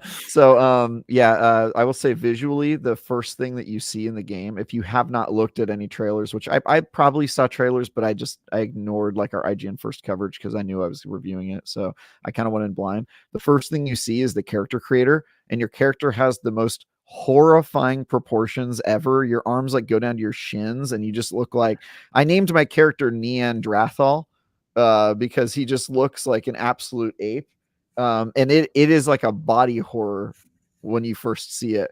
It does look very funny. When you create your character and then you see them in the game in that art style, it suddenly clicks and you stop thinking it's weird. But just originally, when you see a character, you're like, what am I looking at? This is horrifying. But yeah, the art style is very unique and stylized and really cool. And once you see a cutscene in that game, which you see almost immediately after starting it, you're like, okay, I get it. It like looks great. So sorry, Ains, continue. No, you're fine. You're fine. I was catching up on comments. In fact, a gentleman just commented, said they use a very specific shader that uses light differently, which resembles a book illustration. Yeah. So it's really interesting. Yeah, they Moon Studios said they worked on it quite a bit, obviously, to get it to look a certain way. So I want to say a few things. So when they unveiled this game, they made very clear, they said this in their demonstration, that what they were going for in this game is not an approach where you're fighting hordes of enemies. Like if you're thinking because it's isometric in an ARPG that it's going to play like Diablo, Path of Exile, Last Epoch, any of those, it's not like that. They mentioned they wanted the combat to be more intense and focused and more one-on-one or two-on-one combat rather than hordes. And I would say that's absolutely true playing the game. In fact, I would say that this is where, we're going to joke about the whole Souls thing, but it is more like a combat-orientated one-on-one game from an isometric perspective that has like ARPG loot and maybe skill or town building, but it's not, the combat itself is nothing like your typical action role-playing game that you have in mind. It's very different. And it's more challenging for sure, which I appreciate. I'm sure Travis appreciates. I know Elu appreciates. But one of the things, Travis, I'll get your commentary on this, but within a short period of time, a couple hours maybe of playing the game, enjoying the hell out of it. And Elu and I were talking in our Discord about there's going to be people who go into this game expecting your typical ARPG experience and then complain that it's too hard and say they don't like it. And that has been a steady flow of commentary around this game since Thursday. In fact, it's getting hit on Steam in reviews for people expecting a Diablo-like experience and it not being that. Yeah, well, most of the bad feedback on Steam appears to be due to its technical performance, which I would concur with. It does. See, I can't even speak to it because I have zero issue. But again, you haven't had like parts of the world like load beneath your feet when you run around the world, stuff like that. No, Steam lets you give tech review. I mean, it obviously doesn't judge what you write, but you're giving tech reviews on early access stuff. I mean, isn't that just standard games not done? Yeah, I mean that would be. Well, you're using logic though, Hogue. Yeah, this is Steam reviews, Hogue. Yeah, this is Steam reviews. You're using the thought. It's an early access title. Won't technical things probably get resolved? The answer is yes, but these reviewers don't think in that vein. Yep. Yeah. Yeah. So it is. But no, I only have when you get to like a new area, so you run into Sacrament or something, like there'll be like half a second of maybe a slight frame drop for a second. That's about it. You don't see like the bridge appear in front of you when you leave Sacrament to go out the west corridor. That's weird. No. I saw that, and I'm running. I built my PC this last year. It's 4090. All the bells and whistles, but I do see issues. But again, it's early access. Like that's what this is for. I kind of go in with that assumption that it's going to have bugs and whatnot. Yeah. I have seen those though. I've seen like creatures die and then they do that thing where they get stretched out and spin off of the screen. Oh, I did see one of that. I had a dead wolf just flying around yesterday. I dodge rolled once and went through the map in combat. And again, I don't know how much Ains has played, but I'm done with my review. Too much. I finished it yesterday, so I logged 33 hours before writing my review, and you have played too much as well. Yeah, I played way too much. But yeah, I obviously really enjoyed it. But yeah, I would concur with the technical issues from my perspective that it's not terrible. Like to Ains's point, he apparently hasn't noticed anything. I definitely have been hit with more issues, but it's not like unplayable. I wouldn't say I ever aside from the time I dodge rolled through the map, I don't think I've got killed because of bad technical performance ever. It just has some weird quirks. Yeah, so I worked full days at my career work Thursday. It came out Thursday midday. I worked full days Thursday, Friday. I was doing my Witchfire review, which I put up Friday, and I have 21 hours in this game. So I barely slept. It is extremely addicting, at least to me. So I would say a couple of things I really, really love about it that I can touch on just for other people who haven't played it. It is an isometric game, right? But one thing they do extremely well is the level design. Oh, it's also fixed camera, which is unique. You can't spin the camera around. Sometimes a pain in the ass too. Sometimes a pain, true. But they make it so that is Diablo, right? You can't move the camera in Diablo. Correct. Yeah, some games are different though. Some isometric games you can kind of spin it around, right? But they position it in such a way so it's very vertical. So there's lots of kind of secrets and avenues you can take. You can jump on the sides of platforms and stuff. There's platforming, and you can discover there's secrets everywhere. So you can kind of take paths through the world in all sorts of various ways and discover things that it's much more expansive in that vein than your typical ARPG that's kind of flat, or maybe a ladder here and there, you know what I mean? Or it shows you something kind of from a 3D perspective, but you can't go there. There's a lot of kind of up and down going through the levels and navigating in different ways in this, which is very, very well done, at least so far. And then the combat, I would say, I love it in the sense of it is very kind of methodical and paced. You have to be thoughtful about your movements. There's a stamina meter. You can block, you can parry. There are iframes like a Souls game, so you can roll through attacks if you time it properly, right? There is sneaking and backstabbing. There are executions. There's a lot to the actual moment-to-moment combat, and you can kind of go two-handed. You can go sword and board. You can go giant heavy weapon. Your typical kind of RPG tropes. But I really, really enjoy the thoughtfulness approach to combat just as much as I enjoy my Diablos, where you're powering up to just take down hordes of enemies, right? Which I love to death, of course. But this is different in a different thing I love as well. I think it's really well implemented so far. Travis, I don't know about your thoughts on that piece. Yeah, I would agree with pretty much all of that. I think I've talked about on the show how classical ARPGs where you're just obliterating large groups of enemies by hitting the same combination of buttons over and over again has the tendency to make me fall asleep. And so I have talked about that. I love Diablo, but sometimes I fall asleep when I'm playing it because it's just so passive and kind of repetitious. Not that that's a bad thing really, but it does make me fall asleep sometimes. This is not that sort of game. It's a lot more intense. You're having to focus on combat and dodging and getting your timing rolls or timing right with perfect parries and that sort of stuff, which has been really fun. The boss fights are, well, we only got a sample of a couple of them, and for my taste, too many of them are similar to one another at this point. But they're still very fun and challenging boss fights that have a lot more they're a lot more memorable than anything you'll fight in Diablo, aside from maybe like the main story bosses or whatever. But you're definitely not like getting to the end of a dungeon and just killing some like no name, super forgettable demon and then moving on, right? So that part. I feel like I'm taking really straight. Cool. Yeah.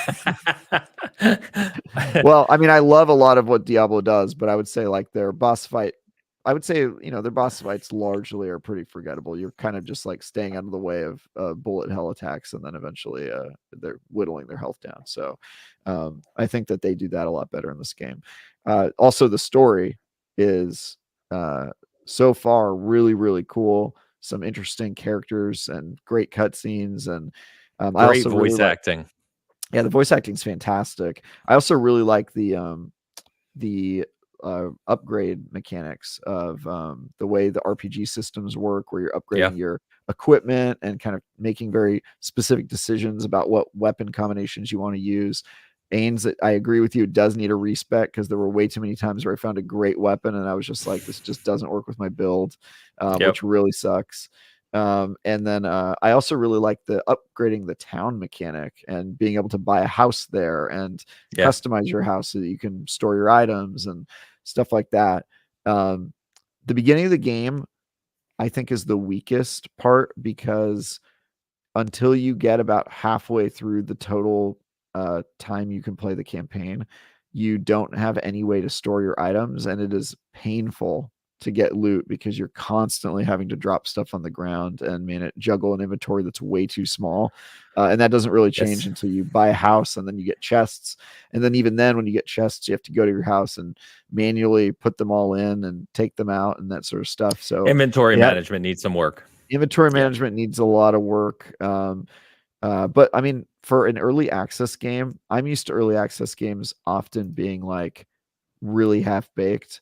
And I think that this is in a much, much stronger position. It really just needs to fix the, some of the UI is janky. It needs to fix that. It needs to fix some of the inventory management, especially in the first half, stuff like that. I think the boss fights need to be a little bit more unique. But other than that, I mean, this is pretty far ahead of where you expect a lot of these early access games to go. And my guess is in 6 months, we'll be looking at a pretty different game, especially since the first update they have on the roadmap is adding multiplayer, which is currently not in the game, but it's going to be a big part of it. So interested to see how this develops. Yeah. I will agree with all that as well. The early part, which tends to happen in some of these games, the inventory management is rough. The stamina management is kind of rough because you got to get used to that meter and you don't have a lot of it to start. So again, it takes a few hours to kind of get into. Once you start getting to the point where you're leveling a bit and you are, finding new weapons, you're starting to get that loot that adds to different abilities. It really opens up. I found a katana yesterday. And I'm typically going dex build with one hand. Found a katana yesterday for the first time, and I upgraded it, made it an ice katana, and I have some really cool abilities on it now, and it is just beautiful. And the animation work in this game is staggeringly good. Like have you killed somebody from behind using a club? Yes, I have literally a clip on my profile right now where I finished a quest beating a mini boss by executing him, and it is just brilliant. It's absolutely brilliant. The animation for executing somebody with a club, when I snuck up behind somebody with my Ooga Booga, big old club weapon, I wasn't sure what it was going to make me do, but you basically just like knock him on the ground and then just go full caveman on the back of his head, and it's very funny to watch. It was, they did a good job. It's quite good. And the weapon variety and kind of movement, your skill set with those things is cool. There's some really cool abilities, and they have typical like plague or poison, ice, fire, lightning, all those different things you can kind of put on. It's just really well done. To Travis's point, for what's quote an early access title, this already is probably the favorite thing I've played in a while. There's also Ains, I'm not sure if you've seen, but there's a like a hard mode element. If you find a diamond piece. Yep. Have you found a diamond piece yet? Yeah. Where you get more. So the thing is, you get more XP, but when you die, you lose XP, which is not usually a thing in RPGs where you can actually de-level. But it's for people who want that extra reward for going a little aggressive with that, which I thought was really cool. Yeah, it's just really impressive. I could rave about this for a while. I got a couple comments about it that I wanted to get to for us here. So Nissa's here. Shout out Nissa. Dan, you want me to read these or you want to read them? Yeah, that's fine. Ains, Travis, how would this look on a handheld like the Steam Deck or Rogue Ally or ROG So Ally? I don't know about you, Travis. I haven't played it on a handheld, but one of the guys I talk to pretty often did play it on Steam Deck. He said he was having trouble, like it wasn't running that well. So he refunded it for now, hoping for better optimization in the future. That's what he told me. I would not play it on Steam Deck. I think it already has enough technical issues on PC on a proper desktop, so I would just wait. Early access games in general tend to not do well on Steam Decks. Yeah, I'd give it a little bit. Yep. Elu. And Elu, the level design is by far the best isometric level design I've ever seen. It's mind blowing how well it is done. It is something. It is something really, really impressive. To take an isometric game that has that much exploration and, like I said, verticality is just, I can only imagine how long the level designers have spent on it and will continue to spend on it. So I like the levels. I will say I have one pretty big qualm with the level design, which is that this game has a lot more platforming and climbing on things than you typically see in an ARPG. It's not like Diablo where you're pretty much always on the ground, and the only time you cross gaps, sometimes you hit B. Yeah. So the only time the only time you do those interactions is literally when you are just hitting an interact prompt and it does it for you. Yep. This game's different. This game, sometimes you need to do platforming. Sometimes you need to solve puzzles. Sometimes you need to climb up on stuff to get over ledges. And sometimes visually, that process is not very obvious. It leads to some situations where you're not sure what you can climb and get on, or you'll climb up something and then your character will just like leap off a cliff. Or you, it has these things. Sometimes you won't be able to solve a puzzle because the angle of things, you're not really sure how to jump on stuff. So it just has like a little bit of like work to do on I think the making it clear what you can do, and some of the controls. Like I can't tell you how many times I killed myself. We need yellow paint guy in there. I actually don't think we need yellow paint guy. I don't know, man. Maybe it's just one of those I gotta things tell you, the levels where yellow paint guy went into Rebirth and did his thing were much better than the levels where he was apparently absent that day. He was on strike. Yeah, it's just one of those things where like I think the rules of the game need to be a little bit more clear, because I just cannot tell you how many times I've accidentally climbed on something or accidentally jumped off of something and it's led to like a terrible, stupid death. But I probably would say like of the 33 hours I played, at least once per hour, I would just found myself dead because I just did something stupid or I didn't understand the geometry of the level or whatever. And that sort of stuff I think is not very fun for anyone. You sound pretty dumb. Yeah, pretty much fully stupid. That escalated quickly. No, he's right. He's absolutely right. There are even where you know where to go to, just to add to your point, Travis, like say there's like a plank you have to walk across, right? Because you can't move the camera, the angle are sometimes kind of weird. And so like you think you're walking straight, but then you'll kind of go left or right too much and fall off. You know, that happens too. So he's right. I mean, it reminds me of like PlayStation 1 era. Yeah, that's kind of what it reminds me of, like the isometric platformers where like half of the game was you figuring out like how to use your depth perception to understand exactly where something was located. Yeah, it feels like something they will tune for sure.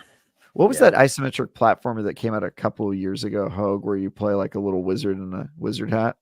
I'm sure you played that game. A Hat in Time. No, that's not the one I was thinking of. No, that's not it. Sorry, you're a little wizard in a wizard hat. Little wizard in a wizard hat. Hat in Time was the pixel one, right? No, Hat in Time is essentially a big 3D collectathon platformer. Wait, maybe that is the one I'm thinking of. A 3D collectathon platformer? Can I recommend one for you? The Hat in Time. Yes, please, Ains. What would you recommend on a 3D collectathon? Bang on balls. If you want a collectathon that has a sense of humor and is a blast, check it out. Great game. I really like A Hat in Time. Dan's game of the year. Ains' God. game of the year. Didn't even come out this year. It's that good. The game It's I was true. thinking It's of just- was Lumo, for the record. That's what I was Okay. thinking of. Lumo. Remember I that didn't one? play that one. Yeah, I I don't didn't play remember it. that one. Okay. Well, that was like a kind of a modernized symmetric platformer. Sometimes this game reminds me of that because I mean, again, I don't think the platforming is bad. I actually think it's super interesting that they have it. I just think they could do some work on introducing their players to that concept, because I probably spent like the first 2 hours not realizing just how much I could climb, and there's a lot of secrets hidden and stuff like that. So I just think they can do a little bit more there. But it's still, I like that part of it. I like the exploration and the way more kind of vertical experience than in a Diablo. I think they just do some really interesting stuff that you don't see in other ARPGs, and they very clearly didn't follow any formula. They just sort of put the elements that they liked from different genres into one game, and it ends up working pretty well. Yeah, it's very clear they're going for their own thing here, and I like that a lot about it. Yeah. So yeah, I mean, I could say more, but I think we've kind of covered all the basics of it. Obviously, look for Travis's review, look for Elu's review. We'll have those will be up this week. And that'll be up tomorrow. Yeah. Travis will be up tomorrow. It's phenomenal. I'm enjoying the living hell out of it. I'm literally thinking about playing it, as we're talking right now. It's funny. Your conversation was making me think I need to play more Diablo.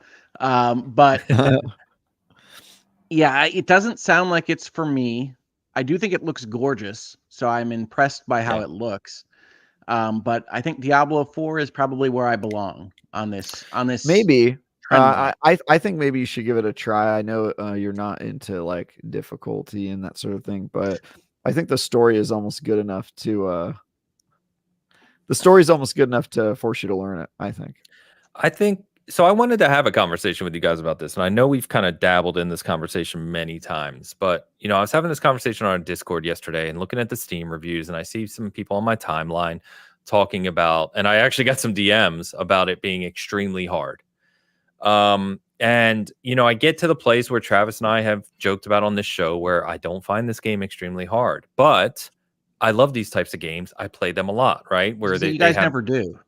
Yeah. But I think where I struggle with, and I know we've had this conversation, but where I struggle sometimes is when people will, not that they call this game hard or games like it hard, but that they say games like this are cheap or not fair, or they need to be tuned so more people, exclusionary, all those words. And I just feel like there has to be a place. Now, obviously, you talk about audiences for a game, and a game needing to find an audience based on financial to be successful. That's its own thing. We all obviously understand. But I think we need to get more in the habit, not us here, but just in general as a community, just saying it's okay that this game is a challenging game and it's not for me. And that's fine. Like, absolutely. I think people need to be okay with that. Like, every game does not have to be for everyone. And I just get really, really exhausted with the conversation of, I really wanted to like this game, but they've made it too hard. It needs an easy mode, or it needs this, or they need to change this. It's like, how about they just let the game be the game? And if you either, and I don't mean this in a sarcastic sense, but you can't play it for whatever reason, or, it just doesn't suit your preferences, move on. There's plenty of other games to play. And I don't like, I guess what I'm saying is I don't like people going to the developer to complain about their design of a game when there's no fault in the design. It just doesn't meet either the expectation that single player had, or, just to be quite frank, they're not talented enough or good enough, or don't want to spend enough time to get good enough to play that game. I like that you used "get good" there, Ains. Yes. Well, outside of there are time investments for these games, right? Like, it expects you to put time in to get better. And if you don't want to do that, yes, exactly. Yeah. You're learning systems, you're learning reactions. I was actually just thinking about this when I was playing Final Fantasy, which is that you don't inherently know exactly what that boss is going to do or how it's going to react in various ways. And that learning that is how you develop your strategies on the fly. But outside of Travis's very thinly veiled insult about I don't like difficulty, I actually really do like challenge coming from my games. And one of the games that was the most disappointing to me, Kingdom Hearts 3, was so disappointing because it had basically no pushback for anything you wanted to do for the whole game, which is just the most boring thing. And some people think they want that, and developers are developers because they know that people don't actually want that. That is in fact boring and lame to try to progress through. But I do think there are designs that can be unfair. We talked about DPS checks of a certain stripe. You can set that window wrong. You can get the math wrong. It's too tight to really be interesting. And the DPS check I was talking about with respect to Final Fantasy VII Rebirth essentially has a requirement for how you're going to treat this thing that you can't know in advance. I think that's unfair. I think that's unfun. And I think you can have fairness complaints, but I also think that people aren't always equipped with the tools to recognize what is fair and unfair and what is just challenging. And you, Ains, saying that this game is fair, presumably that has something to do with things not popping in off screen, telegraphing attacks, the things we would consider fair in the scope of the game are well done. Yes. But as someone who was maybe not super high skill beforehand and now has a left hand that is mostly functional, but not always, I can't play some of these higher end games, and that's okay. That's why I said when I said about No Rest for the Wicked, it doesn't sound like it's for me, but Diablo 4 is, right? Like that's on an axis, it's on a spectrum, and Diablo 4 lets you hold down the A button sometimes and roll through things. Other times you cannot. And I would not call Diablo 4 hard, especially since you can grind past most of the stuff. But there are instances where there's a lot to keep track of and a lot of challenge to playing it. And it's the challenge that I am looking for more than the technical combat. I've never really liked iframes and dodge rolls, and I really, really never liked parry. So it's not for me. Yeah, and those are core components to this game, which is why I want to call it out, because I've seen a lot of my mutuals on Twitter going into this game, and I think expecting a Diablo. It's really not, as I've stressed, and they get disappointed. And so I'm making a point to stress, like, to set expectations for this game, because it's, that I figure that can help some people. To your point, that's right. And no, I'm. You get the FOMO or the jealousy or whatever you want to say, which is that I think it looks gorgeous. I'd love to see Diablo take a crack at whatever it is that they're doing in terms of visuals. But if it's not for me, it's not for me. But Travis says I should not worry about difficulty because the story is good enough. I will see. I'll check that out potentially after it's available outside of early access. I think it's worth it. Like, there's some games where I can see room for a Hogue learning it without hating the game, right? And so, like, Another Craps Treasure is a great example of one where I'm like, yeah, I'm going to recommend that game to Hogue. Like, he should play that one because it's not, say too much, but yeah. Yep. I know I enjoyed like Lies of P, but I only ever got I don't even know if I got halfway through that game. That game is hard though. That one I would have been like, don't play that, Hogue. You're gonna try. I will make a counterpoint to Ains's point, which is I do agree with you, Ains, that some games just aren't for you. But on the flip side of that, you can only advocate for your opinion, right? And if your opinion is that you feel like the game isn't what you wanted, even if that's the developers designed it to be a thing that you just happen to not like, it's still fine for you to say, hey, feedback developer, I don't like this thing you made, even if they've accomplished all of the goals that they set out to accomplish. Sometimes just like it's their job, just like it's their job to design and set up things beforehand. It's their job to filter the good stuff from the detritus in the commentary and decide where it is that they want to live. Exactly.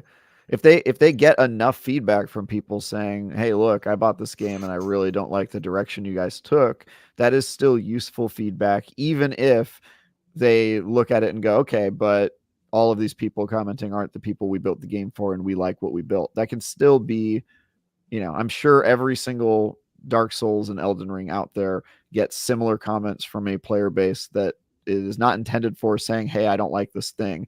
You can go to a rock concert and say, hey, this music is a little loud for me. I don't like rock music.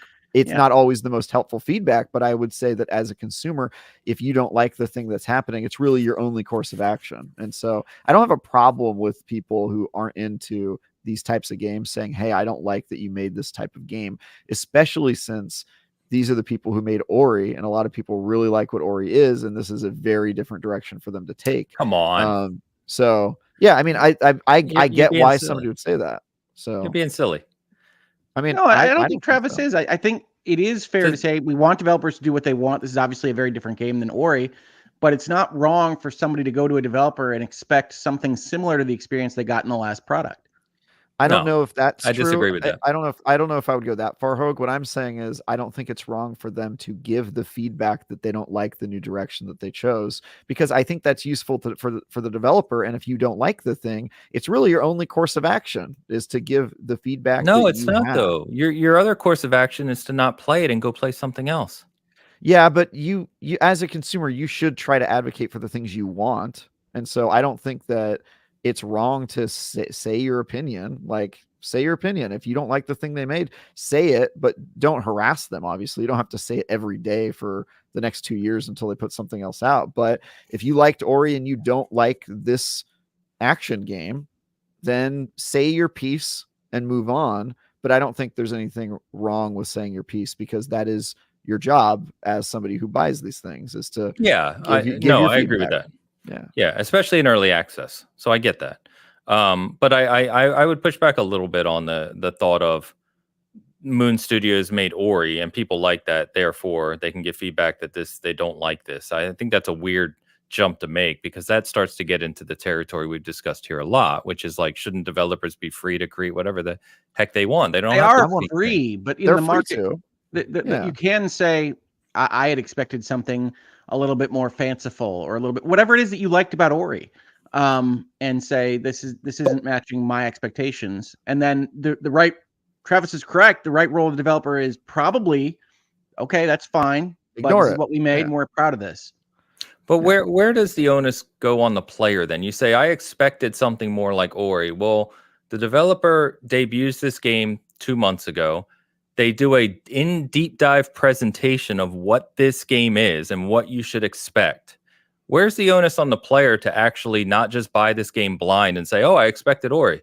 That doesn't make any sense. I mean, at some point there is a role of marketing, of like, hey, making it clear and setting expectations with the player. So part of that is on the developer, and then also part of it is on like, do your research before buy a game. So I would say it's both. But even if you totally knew what this game was before it came out, you can still then say, hey, I don't like that you guys made an action game. I like Metroidvanias, make more Ori type games or stuff like that, because that's what I like. I still think you have almost. Well, usually you're going to send that message with the revenue.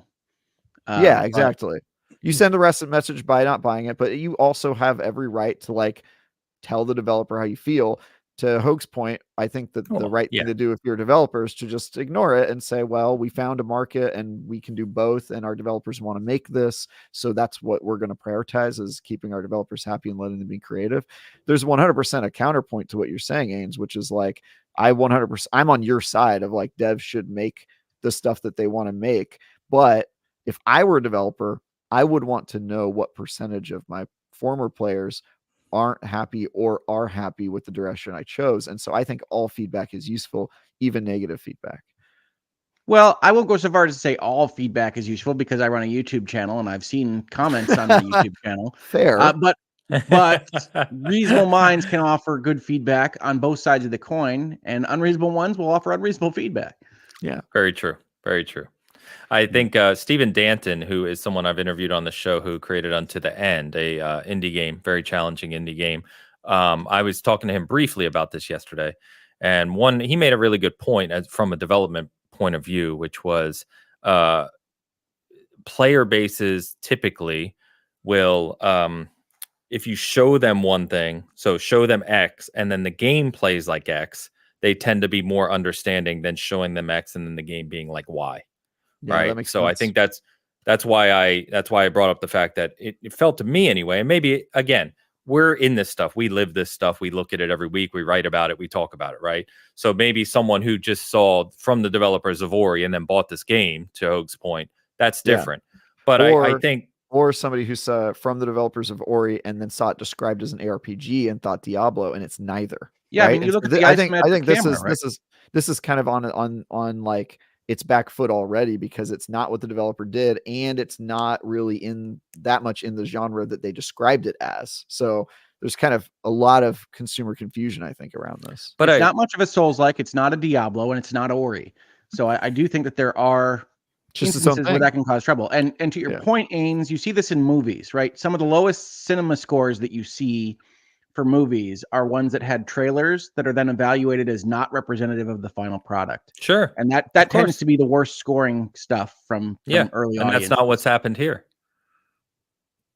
Well, I mean, reasonable minds can differ as to whether this, with a kind of painterly artistic look, is representative of what you can expect if you don't watch all of the marketing or the Vidocs or whatever here. So I think you're making my point for me in the sense of I'm not going to oblige the player base to have watched all the stuff on the YouTube channel or what have you. I think that's where we differ then. I think if you look at a screenshot and then expect a game to play a certain way, that's on you. That's your fault. They also described it as an ARPG, though, which I think carries a very specific play style that this does not have in common. So I think it's a little bit of column A, column B, right? A little bit of it is like it's like saying a JRPG, though. It is an ARPG. It just doesn't play like Diablo because Diablo has like a stranglehold. It doesn't play on the like ARPG. It doesn't play like moniker. any ARPG, though. Can you name one ARPG that plays like this? Not Path of Exile. I mean, no, not Path of Exile. That plays more like Diablo. Again, I mean, there's kind of an expectation there. I agree, but I think what Hogue was saying is it's isometric. It's got an art style that looks like the games you expect.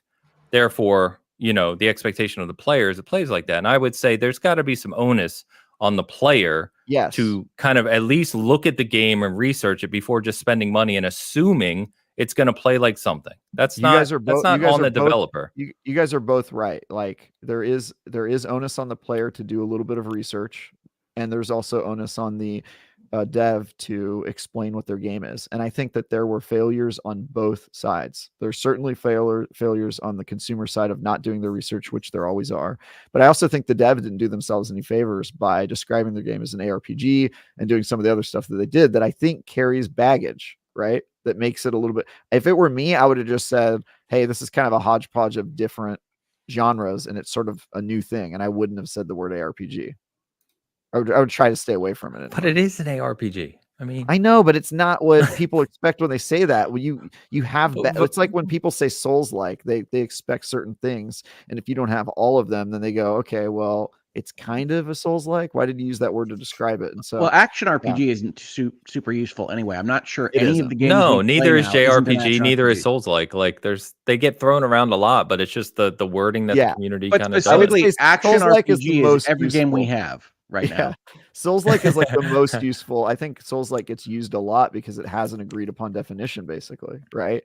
Whereas JRPG doesn't. I thought ARPG did, but apparently now ARPG can just mean top-down action game, which I don't think I've used it. I've seen it used that way. It's almost always been used to be like a Diablo-like, basically. So I don't know. I think both sides probably could have done better with messaging. I think unveiling the game with a presentation of what the game is, specifically saying it's not the type of ARPG that you've played before, and showing the combat is about the best they can do. Outside of that, which is what they did, what else are you supposed to do? That's what I'm saying. And I don't know the state of the Steam page right now, but are there really that many negative views? It's mixed reviews. It's mixed. Yeah. But the mixed reviews are a lot because of technical issues. Yes. The game does suffer technical issues, and then also there was a really weird thing that I sent Ains last night, where apparently people are getting like Trojan spy software from installing the game, which is a really scary red flag. I don't know what that's about. They are, or they're getting flagged for it by one of the Defender apps. I mean, you never know on those. Yeah. Yeah, I have no idea what the hell happened. The file is called Trojan, so I don't know. It was Trojan whack attack. It looks like an actual I don't know. Maybe I don't know if they got hacked or something weird's happening. Our information is going to be leaked yet again. Well, I checked. Everybody knows where Travis lives. Everybody does know where I live. It's true. But anyway, we didn't have to stay on it that long. But I don't know. I don't know. Not specific to No Rest for the Wicked. There's plenty of games that I see or have played or demo whatever where I'm just like, that game's not for me. You know, it may be beloved by millions of people. Final Fantasy Rebirth, a great example.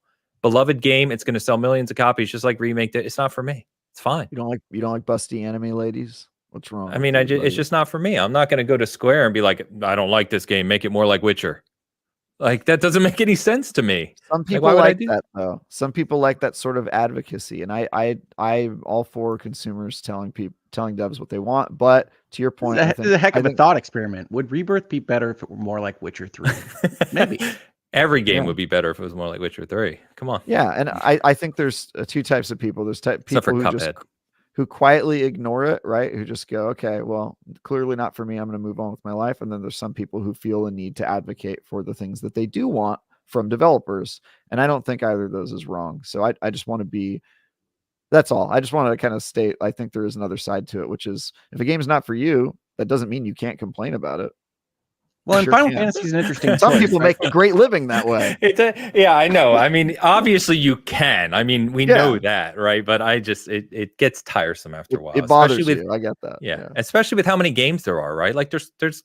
In fact, Sard had a great comment here. Sorry to cut you off, Hogue. Sorry, games aren't supposed to be for everyone, but there's a game for everyone. Exactly. Go find your game.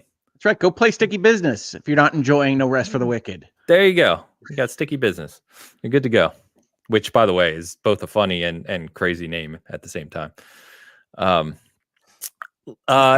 last comment on this, I don't want to stay on it, but where I started, and we kind of went on a tangent, was that I don't like when games like this are called unfair or cheap or, those types of things, because I think that's a disingenuous way to kind of describe what that player may be taking as difficult. Doesn't mean it's unfair. It doesn't mean it's cheap. It doesn't mean it's broken. It doesn't mean those things. Like I was going to say it doesn't mean that it's unfair, but there can be unfairness. There can be, right? We've all played a game where we're like, all right, that was bullshit. Like, come on. Of course, of course. Yeah. But I'm saying in this instance, I wouldn't categorize No Rest for the Wicked that way. Just like I see people say some of the From games, it's a classic one, right? Souls games, like, oh, they're cheap and unfair. It's like, that's just not true. Like, if the game was cheap, you wouldn't have players who could beat every single one of them without taking a single hit. It's a skill game. Okay, you either learn it. Falling through the floor was pretty cheap, I must say. Cheap way to. You know what I'm saying. You're just being antagonistic to be goofy. I know. I got you. It's where Travis lives. I know. I know. Travis, folks. Send us your comments. You know what's funny? You know what's really funny is my entire life, people have been telling me I'm antagonistic. And it's literally just me being my regular personality. Imagine you being yourself, and then the feedback from that being, wow, you're always trying to piss people off, and you're just like, dude, I'm not. Like, I'm just being me. It's so.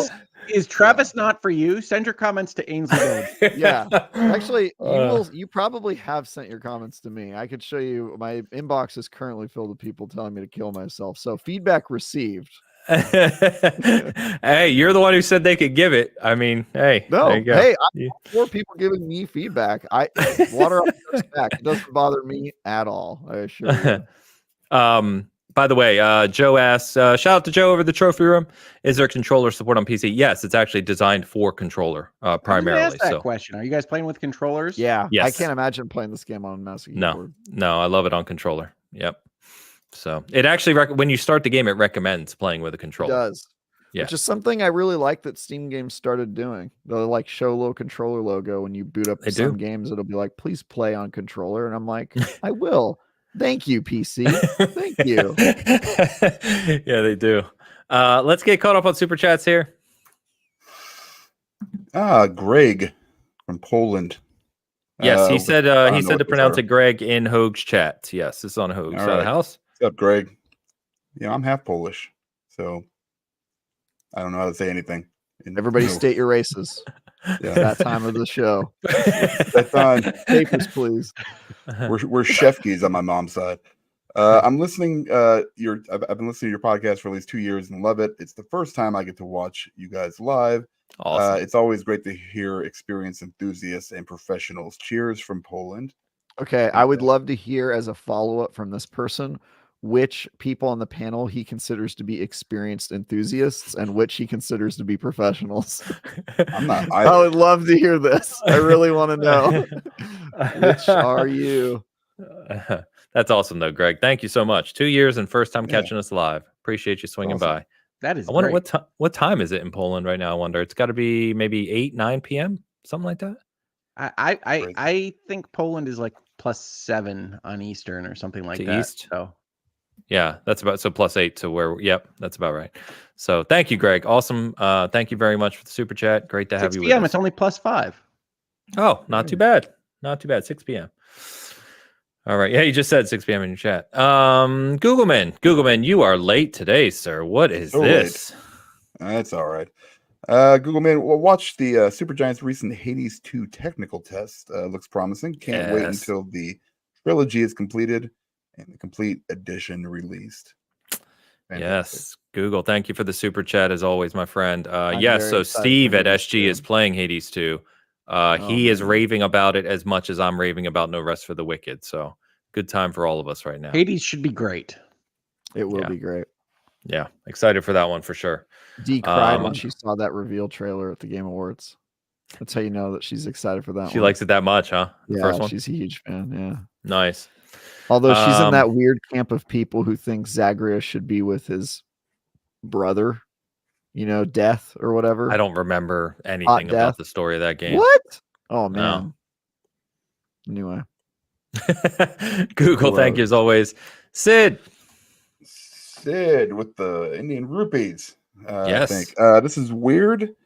Didn't they explicitly say that it has Souls-like inspirations?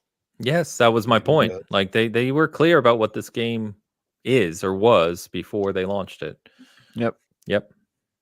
Well, he has a Yeah. follow-up to that point. Sid again. I'm with Ains on this. All right, there you go. Hey, I get one. I don't get That's fair. I'm with Ains very often, so that's cool. Thank you. Fair. Yeah. Sid, We're thank you all very with much. Good to have you back with us live. Hope everything's going We're well. all Thank with you for the experienced generosity. enthusiast that is Ains. We're all on his side. Experience seasoned, we call them. Yes. Seasoned enthusiast. Yeah. Sid, thank you very much. And Shoosh. And shoosh. I enjoy the Bitcast brings together nice people and Travis. It's very nice. He posted that's- this right after you made the comment about yourself, Travis. That is the feedback I have received time and time again. So love you too, baby girl. Shoosh is great. Thank you, Shoosh. All right. So Kingdom Come Deliverance 2, boys. Did you watch this presentation? Did you watch the unveil? I did not. Watch the video. It's What video? trailer. The trailer? Did you watch Whatever, the trailer like or the like No, that's overview? it. Just the the trailer. trailer. Okay. Yeah. So they did. So people who don't know, Warhorse announced Kingdom Come Deliverance 2 officially on Thursday. They did a trailer to Dan's point, which is like the story trailer. It kind of shows where the game's picking up. And then they did a 20-minute overview as well that you can watch, which talks about the game's development and goes, much more of a deep dive. So to give you the information directly from Warhorse, here's the details. So it is a direct sequel. It picks up right after the first one and continues the story of Henry, who's the main guy in the first game. This one is 2 maps, and it is double the size of the previous game. Takes place in what is called the Bohemian Paradise, which is a real place in Czech Republic that you can actually still visit today, they said. And it's, modeled after that actual area in reality. The focus is still on real combat, kind of the sword board, like they did in the first game, but it's been refined and expanded. They also added Unreal. Stop it. They also added bows, crossbows, and early powder weapons. So they've expanded the combat, and they are expanding upon the idea of being what they call a true RPG, which means you can kind of just go about things however you want to accomplish your tasks, which you could kind of do in the first one, which is part of what I liked about it. And then lastly, they said it's coming this year, but they did not give a release date. So we'll see if it actually launches this year or not. So I would highly recommend it. 2 things. I know we mentioned this last week when we knew this was coming, is if you haven't played the first one and you enjoy first-person RPG, like a I always describe it as medieval Skyrim. I don't know if there's a more efficient way to describe it, but that just feels right. Lord Jesus. It seems to get the job done. Yeah, I mean, Yeah. medieval is positioned there for realistic, right? I mean, don't Pretty think much, of magic yes. or dragons. No, not fantasy. Yeah, But take the fantasy out. why aren't there any people of color in Bohemia, guys? Hey, man, go get that job at Kotaku, Travis. Those articles always crack me up. Did you see the article comparing Stellar Blade to Hades 2? Crazy stuff. I did not. Is that a No, Kotaku I didn't. article? Yeah. Well, I mean, it's a Kotaku like reference point. Article feels strong. Suffice it to say, they feel differently about the various designs in Stellar Blade and Hades 2. Speaking of which, Stellar Blade is this week, isn't it? Yes, I think so. I don't know off the top of my head. I'm sure chat will tell us, but I think so. But yes, play the first game. It's really, really well done. It's very unique. And I am hugely, hugely excited for this. If you are excited for this and you didn't catch the 20-minute deep dive they did, definitely watch it. It goes into how they design the map and capture the real world. It goes into the soundtrack, and they're recording with an actual chorus in a church, to give it the unique sound, obviously, of that time period. So this is 15th century, I believe, if I'm going off of memory. So anyway, it just looks really, really good, and I'm very excited for Warhorse. They're a great studio, great guys over there, and I'm definitely pumped for this one. Definitely shot up to one of my most anticipated for this year. And Deliverance was huge, so if they're doubling it, this is a crazy project. It was a big game, yeah, for a relatively small team, in terms of kind of that scope. So yeah, I don't know how big Warhorse has expanded. I don't know what that studio looks like nowadays in terms of staff, but it looks really impressive. And if you didn't know, I think we mentioned this last week, but it's surprisingly strong story in Kingdom Come Deliverance. Henry as a character, as a protagonist, is really cool. There's funny points, there's good writing, there's humor. I mean, it's just good. It's just a good You'll be game. throwing poop within the first couple minutes. But it's kind of got that time of day thing. You can kind of sneak, and you can break into people's houses. You can steal stuff, and you can just kind of play it however you want. It's a lot of fun. Yeah. Lord Jesus. Lord Jesus. Praise be. Was it Lord Jesus or Praise Jesus? They say, I told you my friend walked in on me doing it. He was like, "We must pray to Lord Jesus," and then like a fantasy. I was like, that is. I like how hard to look at. The story where Travis gets walked in by his roommate is accidentally praising Jesus. It's great, dude. It's fantastic. It's just, if you don't know that the game is like going for 100% realism, you think that's a weird choice. They didn't come up with their own gods. They just took one from real life and made that the church is an important part of the story. It is an important part of the story. Yeah, also, illiteracy is an important part of the story. Yeah, that's true too. I like it's a huge part of it, dude. I like Deliverance is really you have cool. to have a certain amount of acceptance of an attempt at realism, right? And I mean video game realism, not realism, but yes. I want to review the sequel. I would love to review it. I don't know how, saying how big it is, it might be a daunting task depending on how much time you get. Usually obviously IGN, you get more time. For smaller outlets like us, sometimes we get like a couple days, and it's like, I can't review this in a couple days, So yeah. But on our site, we did put up a small preview of it with all the screenshots they shared in the press release and some of the information. So if you want more info on it, that is up along with both of the videos as well. So you can check that out. But yeah, that is definitely going to be a goblin mode game. Yes. Or maybe a goblin a la mode game, which is where you go goblin mode and you're eating ice cream at the same time. You're losing, Dan. I can't give you that one. My goodness. I'm gonna start that. That's gonna be a new. I'm gonna say goblin. I went goblin a la mode, and I'm gonna show a picture of me with a bowl of ice cream. It's just gonna be pictures of dirty Travis in a darkened room eating bowls of ice cream. Honestly, goblin a la mode sounds a lot better than goblin mode. I must say, there's way more ice cream involved. Sounds nice. This is true. Sounds nice. So we'll obviously be talking more about that later this year. Wanted to touch on quickly, and I know we've touched on this aspect a lot of the industry, but taking a hard turn here about Take-Two reporting a layoff of 5% of its staff and canceling some projects, which they didn't define specifically. But just some bullets on this one, which are, I guess, interesting. Going back to if you find this stuff interesting as part of the industry, because we've seen a lot of layoffs this year. We've talked about that. Take-Two basically filed saying they're going to let go 5% of their staff by the end of 2024. So the interesting part about this, obviously, is they just spent $460 million on Gearbox, acquiring Gearbox and its IPs. They previously, back in 2022, they acquired Zynga for $12.7 billion, with a move into hopefully mobile, which obviously we've seen. Xbox did that obviously with Activision Blizzard King and other companies. But prior to that acquisition of Zynga, they were on a 5-year plus streak of profitability by quarter. Take-Two was. And despite the success, obviously, of the continued success of GTA 5, the continued success of NBA 2K, which is like a cash cow for them, and other games in their portfolio, they are now going on 7 straight, about to be 8 straight quarters, so 2 years of losses since the acquisition of Zynga. So I guess I just give you that context to say, here's another company that seemingly was trying to push into the mobile space. Obviously, we don't know all the details of what was managed or mismanaged, but is now losing profitability or has lost over the past couple of years. Now they are laying off 5% of their staff, despite Zelnick, the CEO, telling IGN earlier this year, just a few months ago, they had no further plans for layoffs. So kind of just another one of those stories of what's going on in the industry from a financial perspective. But, never good to see, as we always say.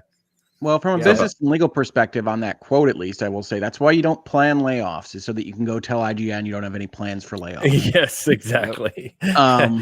Even though they are planned to some degree every time. You just don't vocalize it.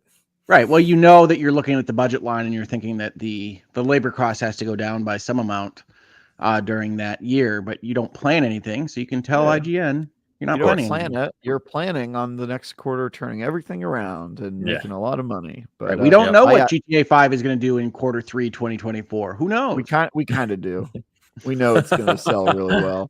But I don't think that's their problem. I think their problem is they overpaid for Zynga, a company that was already on a way downward slope and a saturated mobile market. Zynga and their sorry to cut you off, Travis. So I'm just accentuating your point that Zynga, one thing I forgot to mention, their overall profitability since inception was negative $500 million. Yeah. Right. Well, they came up really during like the Facebook microtransaction era. And even when they made this transaction, it was the highest, most expensive transaction in video gaming history for about 2 minutes, because it happened just before Microsoft announced their Activision deal. And that was a bold play, but I would say reasonably, you wouldn't have expected it to pay for itself in the first 2 years anyway. So I don't know that that's a direct correlation to what it is Take-Two's doing. They've clearly got certain amounts of cash. They're buying Gearbox that they're trying to expend, that they're trying to use strategically and hopefully thoughtfully when we're in an economy right now where money is pretty expensive. So they're trying to get deals where they can. Zynga may wind up being a terrible purchase, but I don't think we know at 7 quarters or 8 quarters out. Well, I'm not basing it off of their financials. I'm basing it off of the current state of the mobile market and the games that that company has been responsible for in the modern era. The way I view them as somebody who's, kind of a younger millennial guy, is Zynga makes games that people's moms play. You know what I mean? Like, it's sort of just like an old school has-been company, and I think they overpaid tremendously for it. And I would be shocked if they weren't having buyer's remorse right now, because it's just such a. I mean, I can't think of a game that I've played from Zynga that like regularly, other than like Words with Friends, right? Like, that's the last one I can remember that they made of any. I think they have a publishing arm too. I don't know. I don't know, honestly. Can you guys name a game they've made in like the past 5 years? Well, I have the internet, but no, not off the top of my head. No, they're not my type of games. Yeah, so that's my point. Is I'm going to go let them know how much I hate their games. Yeah, you should, if you want it to change. Although I think we all have spoken with our wallets on this one. But yeah, I know they make mobile games, but to my point is that I don't think they make good mobile games, and I can't think of any mobile games they've made that have had like an impact or any sort of cultural. I'd have to look it touchstone. up. I'd have to look it up. Well, I I remember don't the think- old ones. I remember I the don't ones think from they the were aughts. buying Zynga for their IPs, certainly, right? I think they were buying them for whatever expertise they had in these markets where modern console-based or focused video game companies are trying to get a better understanding of all the money that's being made in mobile or on social media or what have you. So, I mean, I think that's the idea. I have no doubt that when they were putting the math together for this purchase, that was what was on the whiteboard or the PowerPoint presentation, was they were going to get this institutional know-how and they were going to use their IPs that they already had to figure out how to make GTA into a Facebook game or a mobile game. And Sure. that would take years to do anyway. So I just don't know that we can judge it yet. And they might be having buyer's remorse. We don't know exactly what they're working on behind the scenes or whether or not they have gelled as a unit. But it doesn't surprise me that a capital outlay in the $13 billion range is one that is being looked at closely. I don't think that you can draw a direct line from that to layoffs now. To some extent, that to me is reflective of delays or projects not coming together. And certainly when you don't release a Rockstar game for like an entire generation, it's going to be a problem for what you were presumably planning in your budget lines, because I don't think anybody planned for the difference between Red Dead 2 and GTA 6 or GTA 5 and GTA 6 to be this long. And so I think Take-Two might wind up being in more trouble than they think if GTA gets delayed or anything like that. And we all expect it to be a banger and to sell a jillion, but it's probably not going to be GTA 5 because nothing ever in the history of video games has been GTA 5. I Also think it true. probably will be. I think it'll be GTA 5 again. Yeah, I'm saying you can't bet your company on we are going to hit this outlier marker that nobody's ever come anywhere near before. We're going to do it again, and it's going to be at least as big, if not bigger. Yeah. You can't run your company that way. I think you can. yeah, you I think can. We'll see run how your it turns company that out. way. It's a big bet, but Okay, well, I mean, I have individuals on this podcast that I would not nominate for my CEO position. I think you're definitely smart in that regard. So I quickly looked on Zynga's website, and no joke, I think I counted 100 games, all small app, shovelware. free, yeah, They shovelware. make shovelware. Yeah. Yeah, and Farmville, which is apparently was their big one, right? Farmville, to Travis's point, became very big on Facebook like a decade ago. So I mean, they used to make games. I remember their model. So just full transparency, Zynga is like down the street, like they're SF company. And my recollection of their reputation was that they would wait to see like a game catch on, and then they were really good at like within a week cloning that game and then having a huge marketing budget for it and just like destroying the original version of the game. That's what I remember them for. And so for me, like if I were looking at the mobile space, I wouldn't really view them as like experts. I would look at them as like a legacy company that was really good at a specific thing that would not be something I would buy in the 2020s. You know what I mean? Like it's just. But even if they're really good at identifying games that are going to be hits or cloning them or what have you, that's a skill set that could be of value in your institution. Yeah, I mean, I'm sure they had a strategy behind it, but again, I would just be shocked if they weren't having buyer's remorse at this point. Like I get there's reasons, but I don't know. The mobile market's just weird right now for games. I mean, yeah, I think the whole gaming market is weird across the board post-pandemic. And I'm not trying to fight you on that they're having buyer's remorse. They very well might be. We don't know the math that they were looking at. So I'm just saying that we can't draw a line from there to the layoffs now. Yeah. Oh yeah, 100%. Yeah. I'm not drawing a line to the layoffs there at all. I'm just really using this opportunity to say that I don't know why you'd buy Zynga. Also, I love the comment from Elu Spook. My mom and her friends used to play Zynga's games. Like, yeah, exactly. It's they make games that people's moms play. Like, don't buy that company. I don't. Well, for the record, people's moms are still people, and they can effectively have a market in video games and social games. But I would also say, in the manner of full disclosure, in 2012, I put out an iPhone app with my brother. Called Flipship from Bite Size Games, which was our company at the time. And we were approached by Zynga after its release, to Travis's point, to back Travis up, which I'm, of course, known for doing. That Zynga approached us. We were on the, I can't remember what that list was called, the new and noteworthy list. And I presume they were going down the line of calling everybody that was on that list they didn't recognize. But we did have a business call with Zynga as soon as our game was released. Yeah, they're vultures. Why didn't you make $1 billion, Hogue? What are you doing over there? Because they didn't offer us enough. Fair enough. Real quick, shout out to Matt Houston just with the $3 Canadian super sticker coming in hot. Why'd you laugh at that, Matt? Thank you. Oh no, I laughed at the Elu's comment. The most recent Elu's one. comment. Yeah. Thank you, Matt. What did Elu say this time? Let's see. He said it's all Hogue does. Agrees with Travis. It's exhausting. What I'm known for. That's what he does. True. That's the Hogue way, dude. I'm just gonna start saying more and more crazy stuff and see how far I can push it. Katie Cotton said, "I am a people's mom. In fact, I am a grandmother. Damn it, and I play video games." Do you play Very Zynga fair. games though? But do you play Zynga games? Good follow up, Katie. Do you No, play she She plays playing Diablo. Diablo. Yeah, she's a Diablo player. You're cool. You're one of the cool ones. I'm talking about the people playing Candy Crush. Those are moms, and God bless them because they made that company a success. But I would not bet the future of my game company on companies that have only proven that they can make games for 50-year-old people. That's That's all. just Microsoft. Yeah, Candy Crush is made by King. Yeah, Part that's of the true. ABK deal. correct. That is true. And I think that part of the ABK deal is probably also not good. But luckily, it came bundled with a lot of really useful assets that I think will be relevant in the future. But It's funny because I can bet you the executive presentation on the ABK purchase is almost exactly the opposite of that. exactly. We've got some you're right. legacy IPs like Call of Duty that make some money, and then Yep. we got Candy Crush.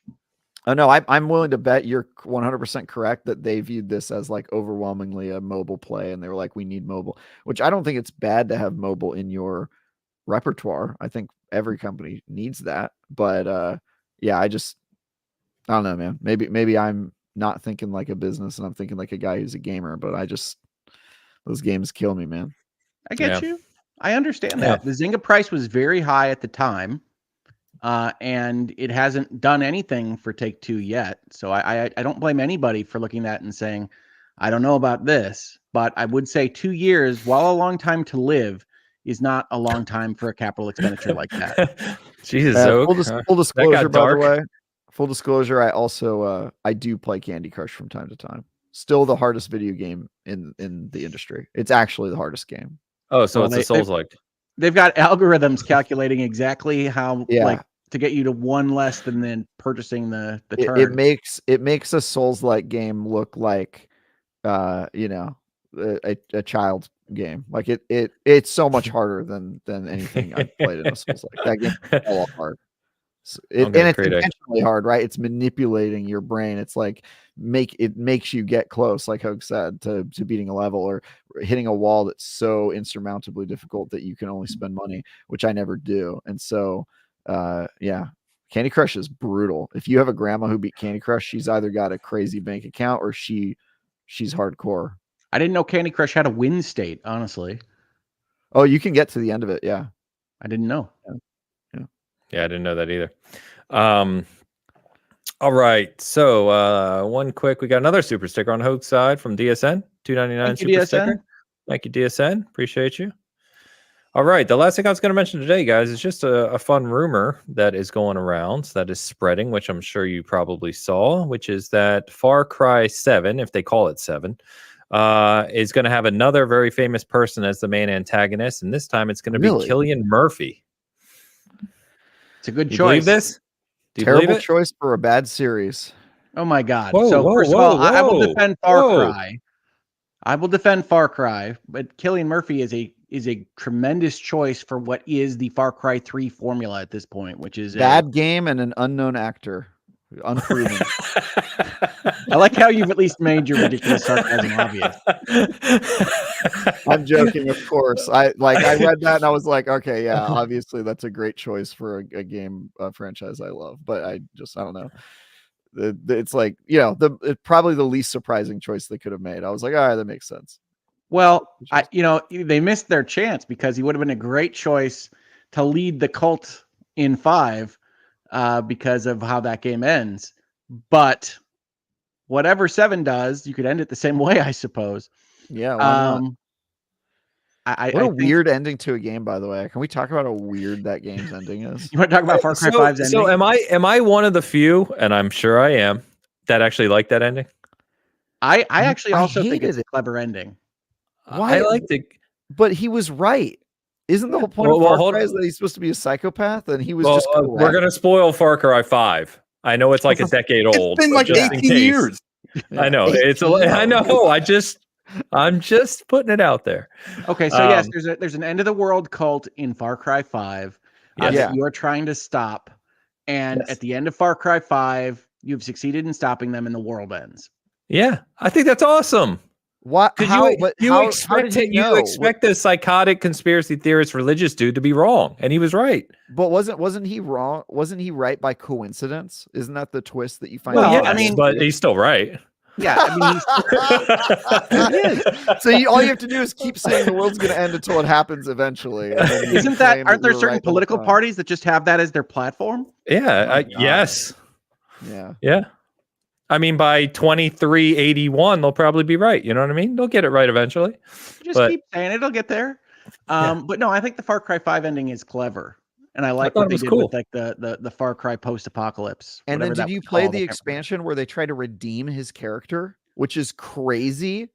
You don't play the expansions. He has a character arc where they try to make him likable, and he's like, "Oh well, I was kind of mean back then, but maybe now I can be a good guy." And you're like, "What?" Dude, okay, that sounds ridiculous. I think Dan's talking about New Dawn.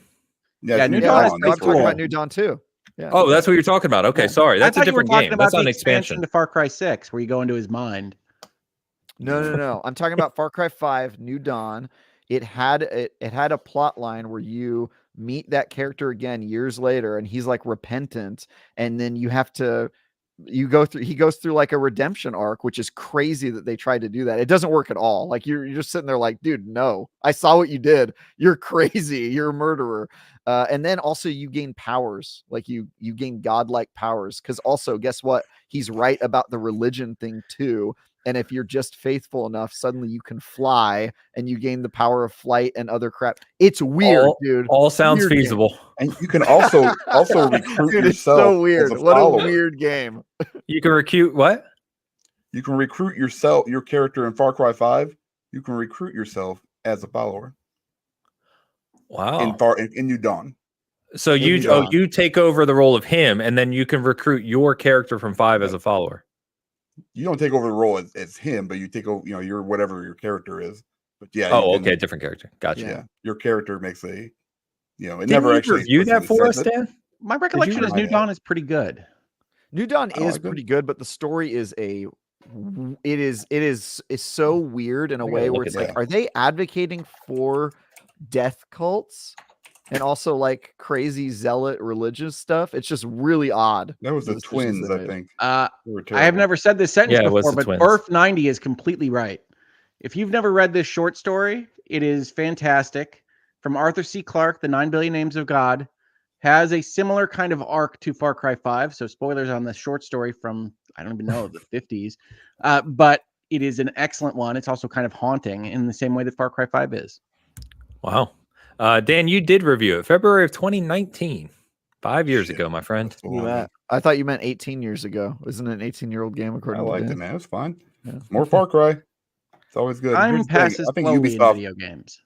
It is more Far Cry. I think the story is horrifying in that game. I don't love Far Cry 5, but I don't love some of the beats with like the politics in Far Cry 5. But I didn't like the drug. I don't like being pulled out of the world and pushed into something. I don't like how many times you become unconscious in that game. It happens like every hour. You become it's crazy. And you can't avoid it. You're just like, oh, okay. No, it's how they set up the story quests. Is you just I will say I found out in the worst possible way that some people really, really, really love Joseph Seed and think he's the best villain ever in any video game. And I found that out by criticizing his character in the DLC for Far Cry 6. Yep, we have talked about those comments, Travis, because you did get a lot of pushback for saying he was a boring villain. He is boring. I'm sorry. No, a lot of people did really like him, as an actor. Oh no, I think his performance is great, but he's a boring villain. The character, you mean? Yeah, I got you. I liked Far Cry 6 quite a bit actually. I really enjoyed it. I reviewed that one. Great. I still haven't finished it. Far Cry 6 is pretty good. I actually, in all seriousness, and I've had this since I reviewed it. I literally have the full Ultimate Edition expansion pass sitting here with the code. So if someone wants that in our chat, just DM me. You can have it. Yeah, that's the kind of giveaways we're doing here, folks. You want Far Cry 6 It's literally just sitting it's with a garage sale. Yeah, it's a pile of stuff. So if you want the Far Cry 6 expansion pass on Xbox, by the way, just DM me. I'll give it to you. You know how we should do giveaways now? You should have the item in your background with a sign that says free on it, like when you see on the side of the street. Dude, I swear. And then just like wait for you about it, and that will be how we give away things. I think that's a great idea. Free there you sign. go. You know, I like 6. I think they did a good job of fake Cuba. The code's on the back, so just DM me. It's yours. Maybe you should just show the back. First person to enter it wins.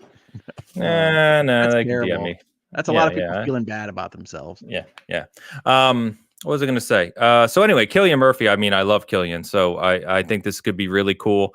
I do Has he sometimes. Been in anything I know about? Stop it! You threw me off with that comment. I was like, wait, what? I do think they underutilized. What's his name? Giancarlo. Yeah, Giancarlo. I think it's because he was too big, and I worry that it's going to be the same problem here. Like when you kind of have a big actor, I don't know how much you can like use their voice or include them in cutscenes because they're just busy people. Yeah, I don't know. That's what I would hate to see Cillian Murphy and then be underutilized, right? Like give him a full role and then I'll be happy. But either way, I'm looking forward to the next Far Cry. They're good games. Giancarlo isn't in a lot of cutscenes, but he did do the recordings for like the PA announcements that I thought helped. I did like the performance. Game. Yeah. His performance is great. I just don't think he was as present as like the Far Cry 4 villain. And I think it's because he's a famous actor who could only be bothered to record so many lines, and it's also hard to get like pickups, later on in the process because you don't know how many times you're going to get them in the studio. And so I just would, that's the one caveat I'll say that I worry about when you go with these big shot actors is like, it's sort of like the Peter Dinklage Destiny problem where eventually they just had to replace that guy because there was no way that dude was coming in to record lines all the time, And because everybody hated him. Yeah, he was pretty bad. It wasn't great, that's for sure. That it was very wizard flat. came from the moon. Yeah, it's so the flat. wizard did come from the moon. It's not like I was doing the voiceover. Yeah, dude, that's crazy. Too flat. Yeah, so Elu asked a good question. Really looking forward to that. We assume it's going to be somewhere in Great Britain or thereabouts. That would be interesting if they do a Europe kind of Far Cry. If it's Cillian Murphy, yeah, I mean, it should probably be straight up like Ireland versus England. I don't know if they have the backstop to do that, but that's what I would imagine. Yeah, when have Ireland and England never gotten along? You're silly, Hogue. Come on. I have a better idea than both of those. I want Cillian Murphy to reprise his role as Scarecrow, and he's the villain, and I'm Batman. It's a Batman game. No. He's literally Scarecrow from Batman Begins, but it's not a Batman game. They just completely steal it. Just place them, dude. Yeah. Nobody acknowledges it. And we'll have time for their favorite mechanic in these games, which is he can spray you with fear, and then you go unconscious and you have the dream sequence. Oh, dude, let's go, baby. Scarecrow. Ubisoft will expect our checks in a year or two. Thank you. No, but seriously, has the actor been anything I know? Okay, for those that don't recognize Cillian Murphy's name, today. You might recognize him as the Oscar award-winning Oppenheimer in Oppenheimer. Oh, he weird. plays that guy in Oppenheimer. I forget his name. Yeah.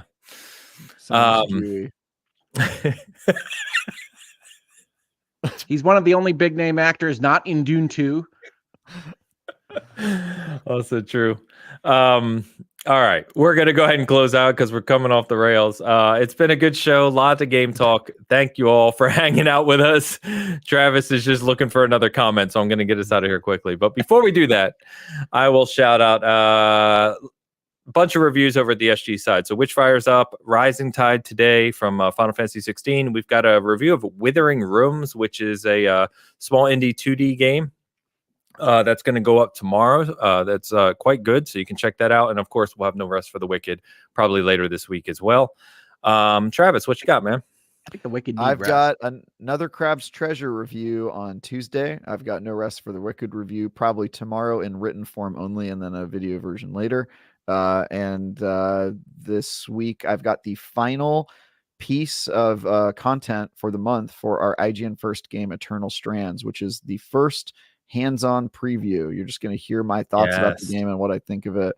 That is also going live on Tuesday. So hopefully you guys have been keeping an eye on all of the Eternal Strands content. This week we got 2 pieces, including a written preview and a interview with the art team on how they accomplished their art style in that game. So some more cool content there. Aside from that, I still can't talk about that thing. And yeah, I got a lot of content. So look for 2 reviews and a preview this week. You can tell your contacts at Yellow Brick that you did convince me to put Eternal Strands on my list of things to look forward to. So I think it's a very good preview. If you guys haven't seen it, Travis has written a whole lot of words about this game, and it looks very, very interesting.